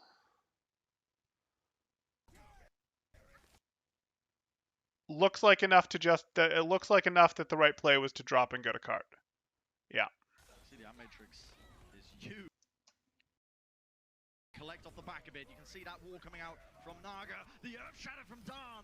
It's going to be connecting into the For stage. Ryan. For Ryan specifically, well, it depends what the team is doing. Like, for Ryan, dropping to the cart was fine because I think dropping to the cart was fine for the team. Because the team got split. If the team had not been split particularly hard by the wall, or the split had been an easy characters to get around it, so not McCree or May, but yes to, well, it could, not McCree or May, but yes to like a Lucio or a Bap, for example, you don't care, and you go, they'll break our wall in a second. As soon as they do, we pop our beat, run through it, lower our own wall, and we try to run them over. We try to run through, with our beat, we run through their window and run them over and win. That would have been the play. But I think you did get your McCree split, and your McCree then isn't going to be able to contribute, so you can decide, hey, we're going to instead drop. Now, if your plan was already decided, or if someone calls, run it down, you just do that one, regardless of what happened. But hey. Case, no one really able to hold. But they used beat anyway, right? Right. If they dropped, they didn't want to use beat. They didn't want to use beat until they actually fought. If they were going to run through the window, they could have used beat right there. But they went with two different plans. And it was pretty clear that they'd gone with the drop plan by the time Fire used beat. And you can see, I mean, Terra's just trying to get out alive. Okay, stall himself onto the point for some reason. Yeah, this is fine though. A bit of time. Yeah, he was He trying to did buy die. them time. He's not really going to be there, and his Blizzard aren't going to be there for this opening contest on Okay. to the point. Fried got the contest, should fall back onto point, instead falling back to high ground, then jumping to point, Until he loses mech. in. That comes down to Friday. I'm not surprised that she went down without remeching. There just wasn't enough other distractions. The man Get the lamp and got good damage. Okay. Beautiful little Earth Shatter there, lays it in, but the Mortality Field is the thing that saved them. Dan swinging away. It really does almost feel like a coin flip sometimes with these tank engages. Just swinging away. Dan again frozen up. He managed to turn around, so he wasn't quite getting headshot, but swinging. Fire. I'm surprised. Beautiful little Earth Shatter there, lays it in. the point. So Here now we the are. rest of Vancouver have to try and delay until he's back in. Self-destruct. Down to You lose your actual diva, but you do get good value out of your self-destruct. You get lots of damage done plus the lamp. And your team is somewhat here now with better angles. Okay. Yeah, your team is here with angles. Self-destruct probably had no business getting that much value in this situation. Beautiful little Earth Shatter there, Okay. lays it in, but the Mortality Field is the thing that saved them. Dan swinging away. It really does almost feel like a coin flip sometimes with these tank engages. Just swinging away. Dan again frozen up. He managed to turn around, so he wasn't quite getting. I don't. I mean, as some of them were dropping, but Ryan had long since dropped by the time beat came out. Shot, but And long since is going to be like, 3/4 of a second, but that's a long time. fire goes down. Surely somebody's got to stop this man. Beat's cast time isn't nearly that long. This burly German swinging away at the doors and nobody can stop him. no, Eleville gets back in the mech. Deru dies. What? Oh my word. Terra's gone down, They can't but turn the this. staggering. Yeah, it's Dead up. It doesn't bode well for their overall focus fire. I'll say that. I feel like it's significantly lacking in this series. Both teams, when they take engages, their players just split up and start trying to fight different targets. There doesn't really seem to be that same coordination that we see from the top teams, the best rush teams that we've watched. Your Houston, your Shocks, your Atlantas even. Vancouver, though, trying to put the pressure up, and Dan is such a really uncomfortable spot. Yeah, great I Blizzard. mean, this is just a wacky, it's not a wacky place to take engage, but here you are. You're going through. You can afford to push them because it's going to be hard to back cap against you. So you come out here to push.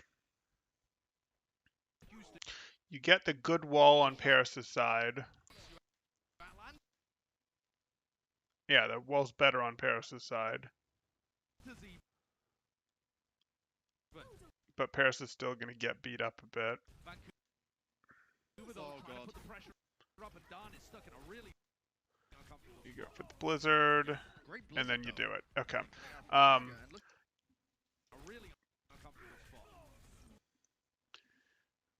Was the beat an overinvestment? A little. yeah, great blizzard, though, I think, coming out from Naga. And look Okay. at this, they're trying to contest the points up because they managed to go for the old wraparound. Only got really, really quite low. Has to back off to the safety of his team. It's going to be falling. Okay, for real this time, Paris. Will be fried. And yeah, Okay. baiting them into that team fight engage, into the high ground. And they just split their attention completely because they realized, oh wait, the cart almost at the door. They're trying to take fights in such unusual positions. And I like this aggression. Are they playing on the latest patch with the latest lamp nerf? No. They will be playing on what is now the previous patch for the entirety of this round or whatever thing. Just pushing Vancouver Titans right back to their spawn door. It looks like perhaps a bit of an overextension, but when you're coming off the spawn, this is a really vulnerable area for the Vancouver Titans. So that was nice aggression from Paris. It just keeps momentum going. A little. Vancouver from being able to hold the A little. and gives them a chance in this fight because the ultimate. But I mean, you guys saw they just referred to Shock as a top team, and you guys saw what Shock's double bubble looked like on Dorado. If you haven't, you should go watch my analysis game that'll be in this same pro list of Shock versus Houston, and you can go to Dorado and see. It was bad. It was bad. Sometimes playing against, similar level opponents or better opponents can make you look just bad. But I don't think that's what's going on in either of these cases. Need to be aggressive. Remember back to what Neptuno was saying in that little. Meaning this game or the Shock Dorado game. But Dance, you were so good until you weren't so good until now, but you at least weren't Ryan dancing. That was limited to Shredlock. Going to be staving off a bit of that aggression, speed. Paris are definitely trying to put the fear into Vancouver Titans. Okay, we've thrown up that. Are we just going to do ult shenanigans? Okay, so here we are. Speed. Rolf has his window. Paris are definitely trying to put the fear into. There's the high noon coming out from both sides. Mirrored high noons. And Dawn decides that this is the right time to shatter. Did he get booped? How did that happen? Speed. Paris are definitely trying to put the fear into Vancouver. I don't know. I don't know how he's... Maybe he just did a running jump. Maybe he had amp. Maybe he got booped. I don't know, but he clearly got around the shield to do that.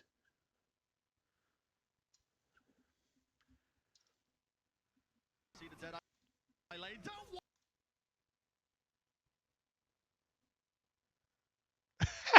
Watching Platzinimog play ranked looks more like Al than this game.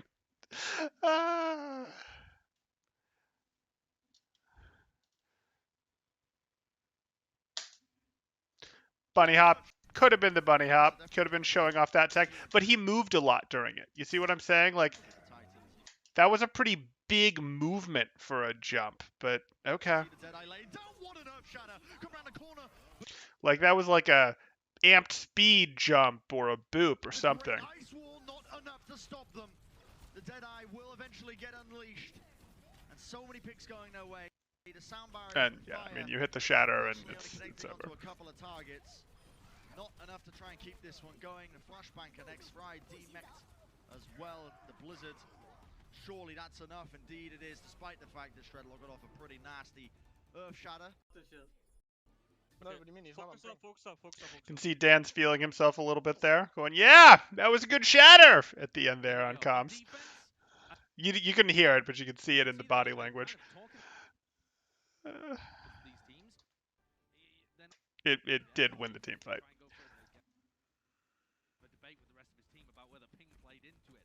2 minutes on the clock. Yeah, it's a pretty good time bank for finishing. Eichenwald is not a map you necessarily expect people to finish, so Oh, are we gonna actually get it? Let's take a look at this shatter from Don as well. Comes around the side. Oh, yeah. Okay. Hawaii and stuff. Let's take a look at this shatter from Don as well. Comes around the Yeah. Okay. side. Oh, yeah. A speed That boost is there towards the end. nasty. And just a little bunny hop past the shield. Yeah. Love to see it. Okay. Wonderful tech. That's fine. And those are the kind of plays we've been seeing. I mean, you're right. We've been seeing so many Earth Shatters from both of these teams. Probably more Earth. What should he do if not dance like that? He doesn't need to dance like that. He was just standing up there and dancing like that back and forth in front, and there's just not a need for him to do that. It's not enforcing anything. It's not doing anything for his team. It's just giving away his shield to the other team. Like, he wants to preserve his shield so that he has it to advance. He can push up and take a fresh corner. He can take a corner closer to the enemy's spawn to make it more scary for them to advance, or he can fall back and take a corner if he wants, but he should go to a corner rather than just dancing in the open with his shield like that. Shatters in this game than there have been over the course of the entirety of the Overwatch League this season. Right, Iconwall third is very defendable. In the Houston shot game too. And that is Jangu was true. having a That is match. true. Yeah, Jangu was having a match. Recency bias. Rearing its head once more. You can see.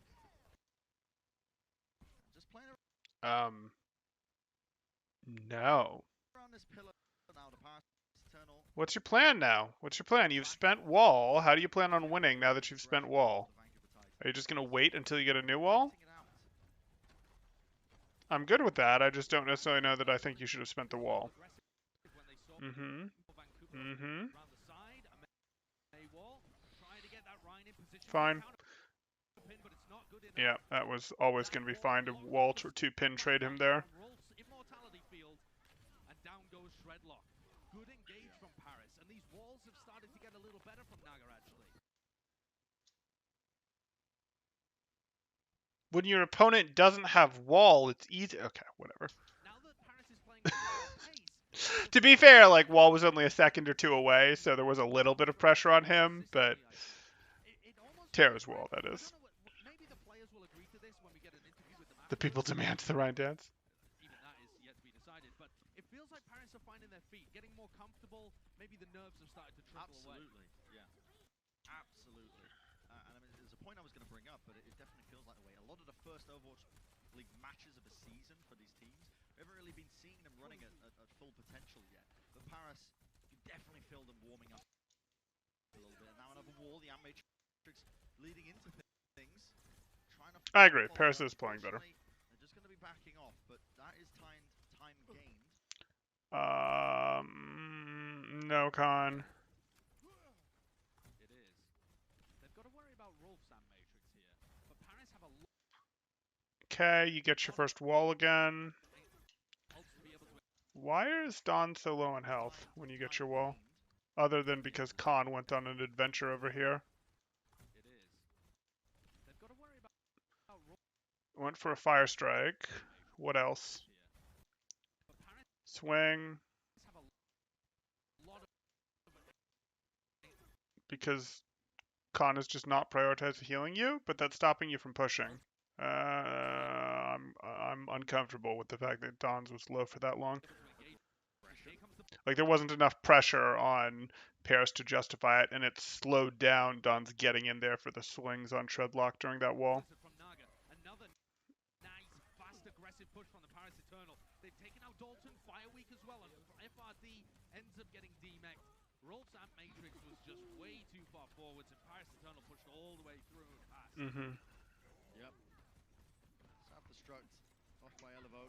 He just wanted to get back into the mech. Wasn't really expecting anything to get done from that ultimate. Really, really good team fight win. I think a good understanding as well of what they needed to do. They knew the Amp Matrix was going. They didn't want to let them set their own pace, and now you can see the aggression coming through Dead. So we've got the high noon here. I think these walls have just gotten worse from Terra, to be honest.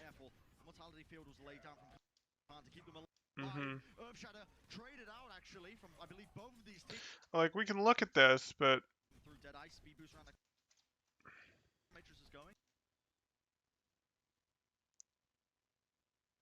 is there a chance they're priority is getting beat with Lucio heals.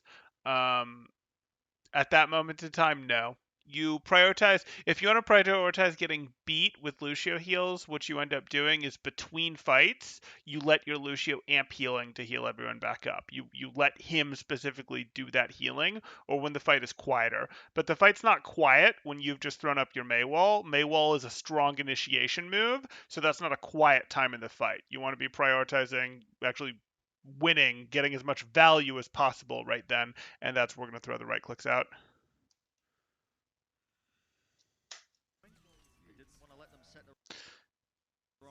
I mean, it's an okay wall. It's not amazing because you're not going to be able to actually push Don hard enough during it.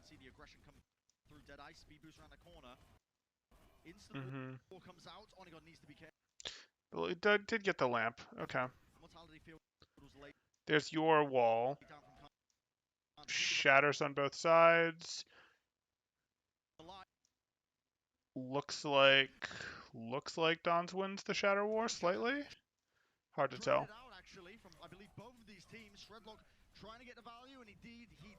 And then Shredlock actually wins. Okay, fine with me. And here we go, the Vancouver Titans in control of point A, one step closer to unlocking the breadsticks. I don't know whether they're focused on the match win, but I'm focused on the breadsticks. And at the moment, they're looking like they're doing decently. That last engagement was the first one where they had a foothold at the beginning. The early force out of Khan's immortality field, was the key to winning that fight. Onigod just overstepped his boundaries a little bit, and Khan felt like he had to throw it out. Now for Vancouver, they have high ground disadvantage. They're playing from the low, right by that portcullis. But if they can... Okay, Elliot's got the off angle. Anticipate Vancouver Titans dropping down. Oh, sorry, if they can anticipate Paris dropping down, Teru can get a preemptive blizzard here that could be disgusting, will you argue? Yeah, and a lot of pressure on Elevo to try and eat this. They try and go for the engage. Speed boost in. Okay. You're going to wall to counter that. Okay, Soundbire is going to be coming out from both these teams as well. Excuse me? Speed boost in. This is fine. We see our beat come out from Neptuno because we're running at them, because... Neptuno, why is that beat taking so long? Are you just styling beat from up there? You are.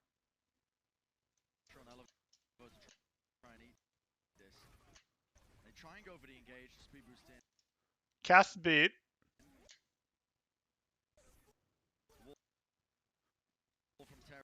Beat actually goes off.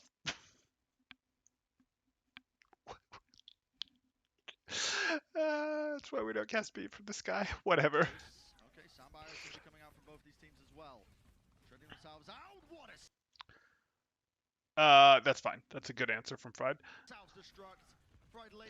The teams wanted to crash. They both wanted to play Brawly because they had beats going, and Fried goes, nope, I'm going to override that. We have beat plus self-destruct going as the answer to your beat. There were also windows going. Like, it was messy, but that was the ult over the spot in the right place. Timing-wise. Timing and positioning-wise. Titans rolling this one further forward. Getting past that initial choke point, a big win for them. And this is where I'd love to... Isn't it the perfect time for Blizzard? In this next fight or back then? This next fight could be the perfect time for Blizzard. That last fight could have been a good place for Blizzard, yeah, but you had beats going. You had self-destruct, etc. Instead, they're allowing Paris Eternal all of the space they need to get back in, to take the high ground away from them, to okay. So they do this. Who's high nooning? Onigod's high nooning. They're both high nooning.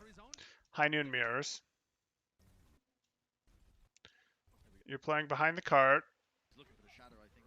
Yeah, of course he's looking for Shadow. We know that, but it's too obvious. That was fine. Finds it onto Shredlock and fire. Only 2 targets, but it's going to lay it into the Blizzard now as it's laid down and it's That's fine. I should say. The high noons were traded, and then you are able to get the Shatter to set up the Blizzard because they can't eat your Blizzard when they're shattered. And that just felt a little too passive from Vancouver. I don't like the idea of what Passive Vancouver did Vancouver has against kind of been their they're thing. not taking any space off the back of it. They just sat 6 And their meters poke away play from isn't looking as good as it used to. They're not doing Vancouver as good a size. job with angles. They're not leveraging Possibly their poke ults to an advantaged way, or maybe it's better to say Paris has decided to just mirror pop ults anytime they do. You window, we're windowing. You high noon, we're high nooning. good. That's not. You don't see the best teams in the world play rush in that kind of style. And now Vancouver passive. That's not true.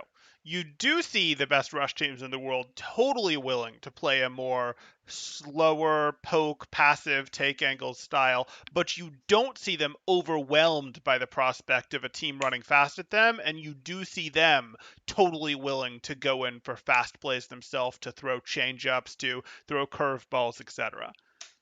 You do want to be able to do it. There's nothing wrong with that slower, more passive, more defensive, more reactive style, but it should be a part of your kit. In your pitch selection, it might be we do this 60% of the time, we do overruns 20% of the time, we do devolutio, devolutio dives another 15% of the time, we do, XYZ. Like, it might be part of your kit, it might be the biggest part of your kit, but you do need other things to prove that you're not just going to get run over. And Vancouver hasn't proven that. Or, yeah, Vancouver hasn't proven that. In the bottom. In fact, they Paris look need to look very look at uncomfortable in brawl Vancouver weak fights. here.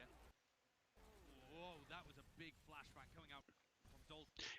And This Paris is has leveled up their Vancouver poke a winning, little bit. and they're going to be able to get priority access to this payload. Okay, mirrored poke ults again in Windows. And Matrix, and look at that, the icicle. Naga sends it through the amplification matrix, extra damage. Tero gets one shot from across the map. And at that point, you lose your May. It's done. Onigot falls off the map. What? Passive Vancouver sounds like a nickname Trump would come up with during a debate. Okay, so I see they kept Blizzard for beat, which is an okay use of it, but not amazing. What are the teams ideally using beat for? Is it just to enable a frontline fight? It doesn't seem to have a good matchup defensively against the ults in this comp. Yeah, it's primarily to enable your more brawly, hard rush win condition, your overrun win condition, as I sometimes call it. Is you can treat it as a second life. It's primarily to let you brawl harder. Sometimes teams will try to use it to protect against blizzards, but it's really not enough by itself to protect against a blizzard. You can protect against a blizzard maybe with beat plus self-destruct, maybe with beat plus high noon, maybe with beat plus window, but like mostly it's not going to be enough, and you're better off using it as a more offensive ult to enable your brawl. How and where did that happen? Maybe a little bit of a roll. Titans seemed more confident with Brawl at the start. I think Titans were the better. I think in the first map, the Titans were the better Brawl team, and I think what happened here is a couple things. I think Titans got a little more shook than they should have by the fact that they lost the fact that they lost two maps, and specifically to the fact that they lost a Brawl map in Hanamura. I think that shook them. But if they understood that, hey, why we lost on Hanamura was because Paris forced the sim thing, and the sim thing was like, hey, the sim thing works, they're not going to be able to do that same sim thing as effectively anywhere else. And that was beating your win condition. That was beating your win condition because you guys are weak against the hard overrun. Paris's overrun plays, Paris's fast brawl isn't that good. It's leveled up and it's looking better, and some of that is the confidence of having found success. It's funny, but when you start doing well, it's easier for everyone to get on the same page and everyone to believe that if you run at them, you're going to be. It's easier to believe that if you run at them, you're going to be successful after it's worked a few times. And it worked a few times because they won two maps, even if they didn't really win two maps with this comp. You sort of see how that works. So it built their confidence, which let them do it better, which helped to destroy their confidence.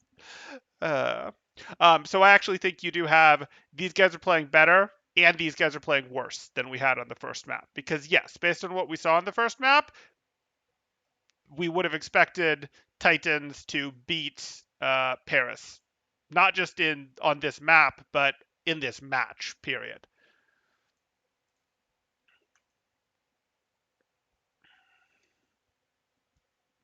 Yeah, maybe a roll. I doubt it, Nard. If Beat got a buff, it would probably be a charge rate buff. It would probably be so Lucius could get beats faster. I doubt that they would increase Beat's defensive strength. Misstep gliding off the side, but it's kept Vancouver in the game. They were looking to try and disengage this fight, but it's rotated back around now. Paris will have to be just playing onto this bridge here, and it's going to be a brawl. Okay, take your angles. Why are your angles so weak? Why are your angles so weak? Remaining the Deadeye from Dalton. Yeah. Using it just to force the positioning, pushing them back. Fine. Nobody can stop the bullets. Neptuno getting that kill, but Terra goes down once more. South to the Blizzard, but not many targets really going to get. There's the beat. Why are you not running harder during your beat? That Blizzard is over. And the Blizzard. I don't know that I agree with the decision to beat here. Oh, you're not running harder during the beat because you have 4 people alive and... No, they all got the beat. You need to run harder. You invested the beat, you have to feed at this point. Press W. Press W. Press W. No, don't boop them away. If you're booping them away, your team... They need to play with this health point advantage, but they're walking straight into the Amp Matrix once more. Really concentrating on fire, but a flashbang eventually brings him down. Self-destruct from Pride. Probably not going to be doing too much work. Not impressed with fire sequence there. I disagree with the decision to beat, but whatever. But I definitely disagree with the I'm going to boop them, which sent them further away from your team that needed to be running further during the beat. See, you got your touch. You didn't have to beat in that last fight. Good. What? Good. Okay, the wall comes out. They have their beat. Oh, we don't have our beat anymore. At least we've got the Blizzard. Is that going to be enough? Where's our Blizzard?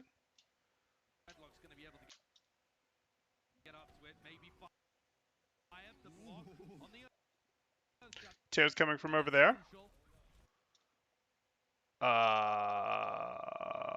That's not going to be good enough. Ellie-Vote just gets to step out of that, and Oni God was kind of zoned anyway. That's not good enough. You couldn't throw it deeper because Ellie-Vote was looking at you with Matrix, but no, that's not going to work. It got Oni God, but Oni God was doomed anyways.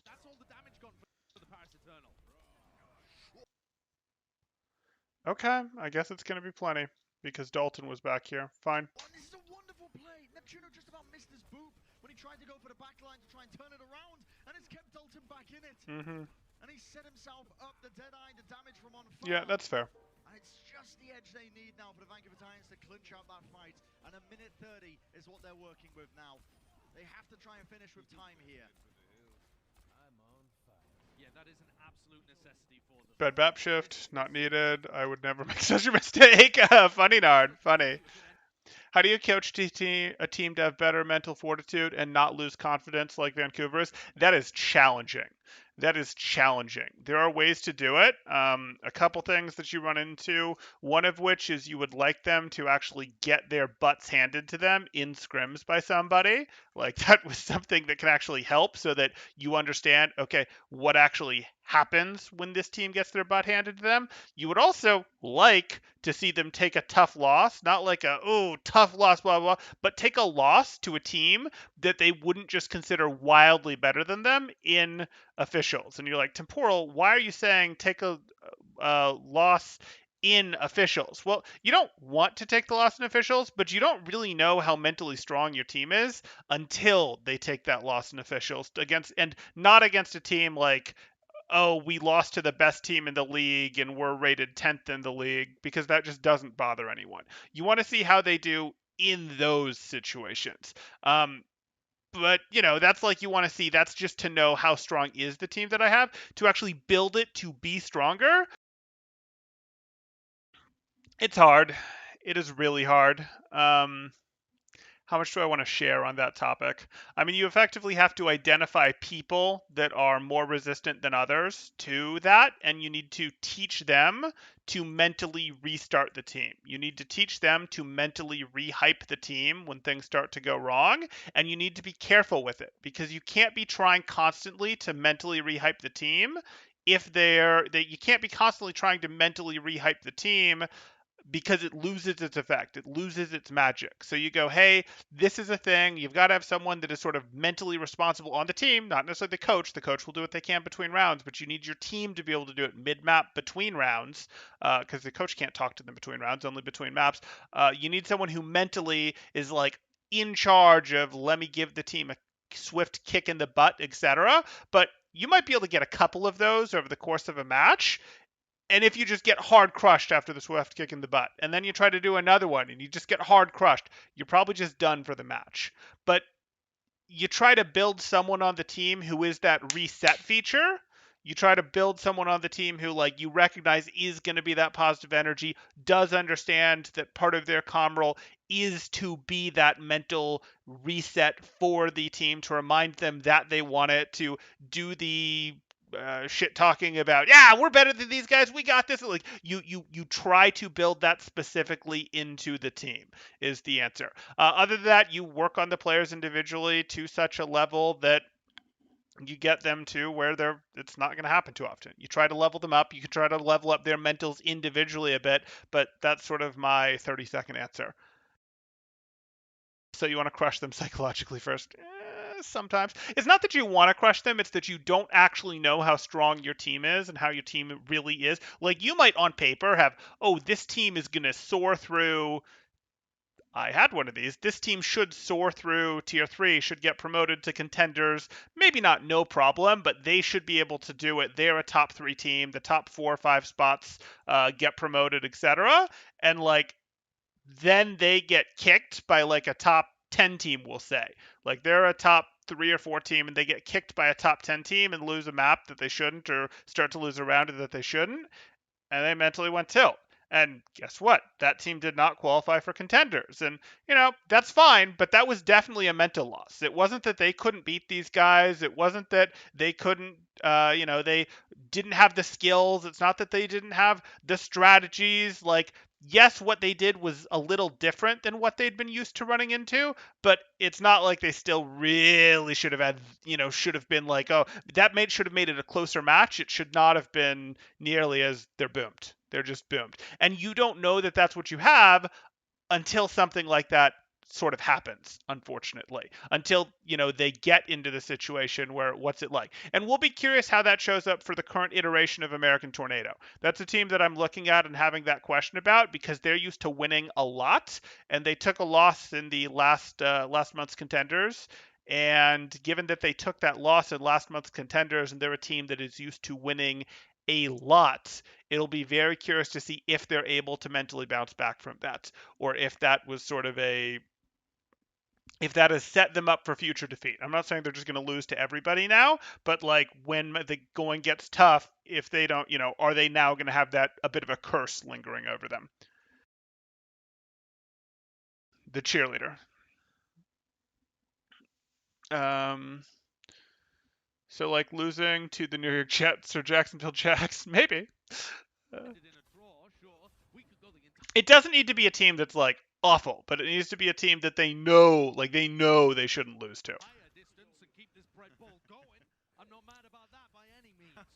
they have enough breadsticks? Who knows?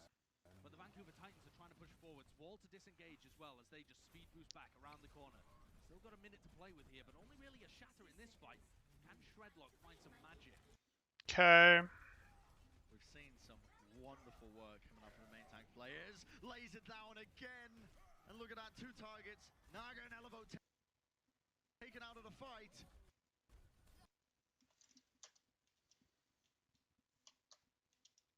Here we are. Shredlock is here. Shredlock just rounds the corner and shatters, but his team is going to follow the corner around with him. Comes out the lamp. And look at that, 2 targets. Onigod trades something back. Naga and Elevo taken out of the fight. See the amp matrix come through just to try and stave them away once more. Yeah. It is chaos. It is carnage. But it feels like Paris are just about the ones who are coming out on top. Yeah, they are. They had better cover. Pulled out of position. Teru has to use his ice wall defensively. The hammer swings are connecting onto targets that are probably not even intended. But they do disengage in time. But 25 seconds now. Final fight for the Vancouver Titans. Don's corner peeking. Wait, Don? He knows what he's doing. Okay, you hit the wall. It's probably not good enough. He's going to go for a cheeky You're not threatening to push hard enough with your wall. little shadow play around the corner, but it And Dalton goes down. Don's had hit the shatter. We're continuing to enable the aggression with the lamp. This is not a save anyone lamp. This is a continued aggression enable lamp, which was probably early, but that's okay. okay.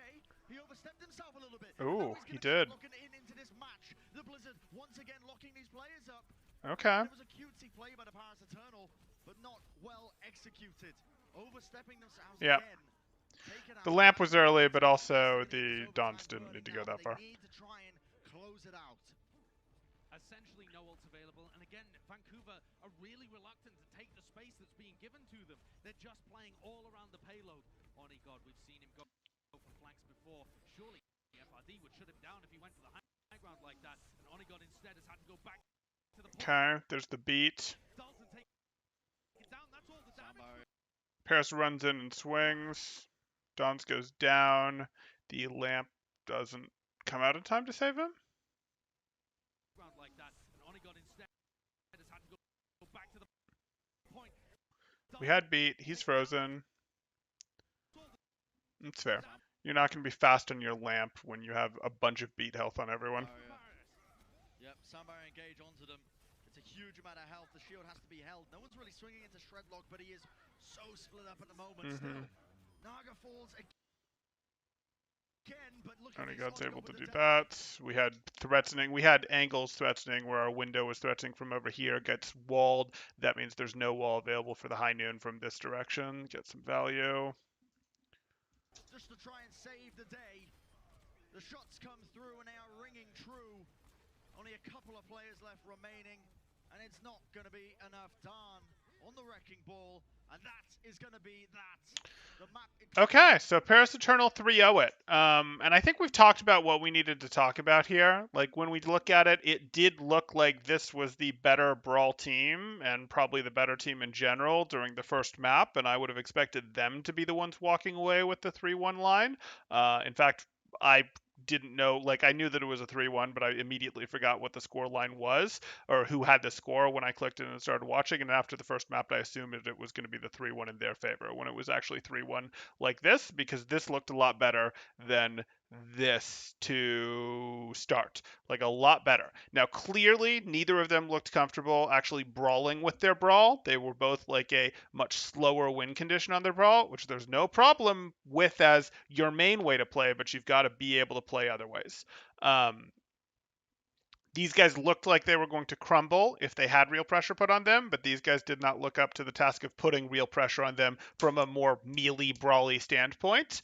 But then we saw Gibraltar happens. Then we see that, hey, they get to run the sim, and the sim forces them to play more brawly. And then these guys just start playing worse after that. Plus, these guys get the confidence to go play better on the third map, and their brawl with the McCree looks better at that point. They look more able to take the actual brawls. These guys actually started doing a worse job of taking their angles for their poke win condition. I think these guys did a better job with their poke ults than they did in the first map.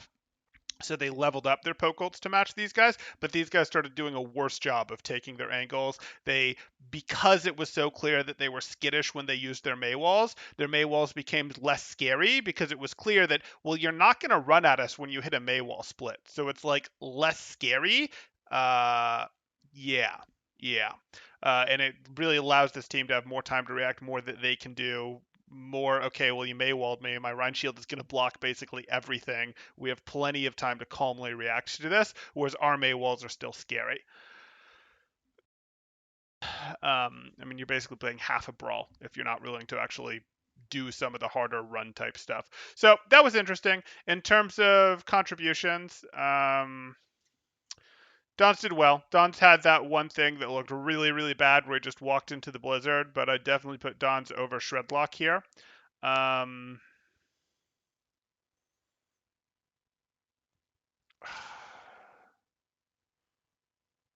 wasn't thrilled with either of my tanks. Nog had that bad failure to wall on Hanamura, but that's like one mistake. Onigod, your sim just looked bad. Your sim just looked bad, but both of the McCree plays looked pretty good. Like the McCrees were fine. The sim was bad. Squiggle. Squiggle downwards. Squiggle downwards.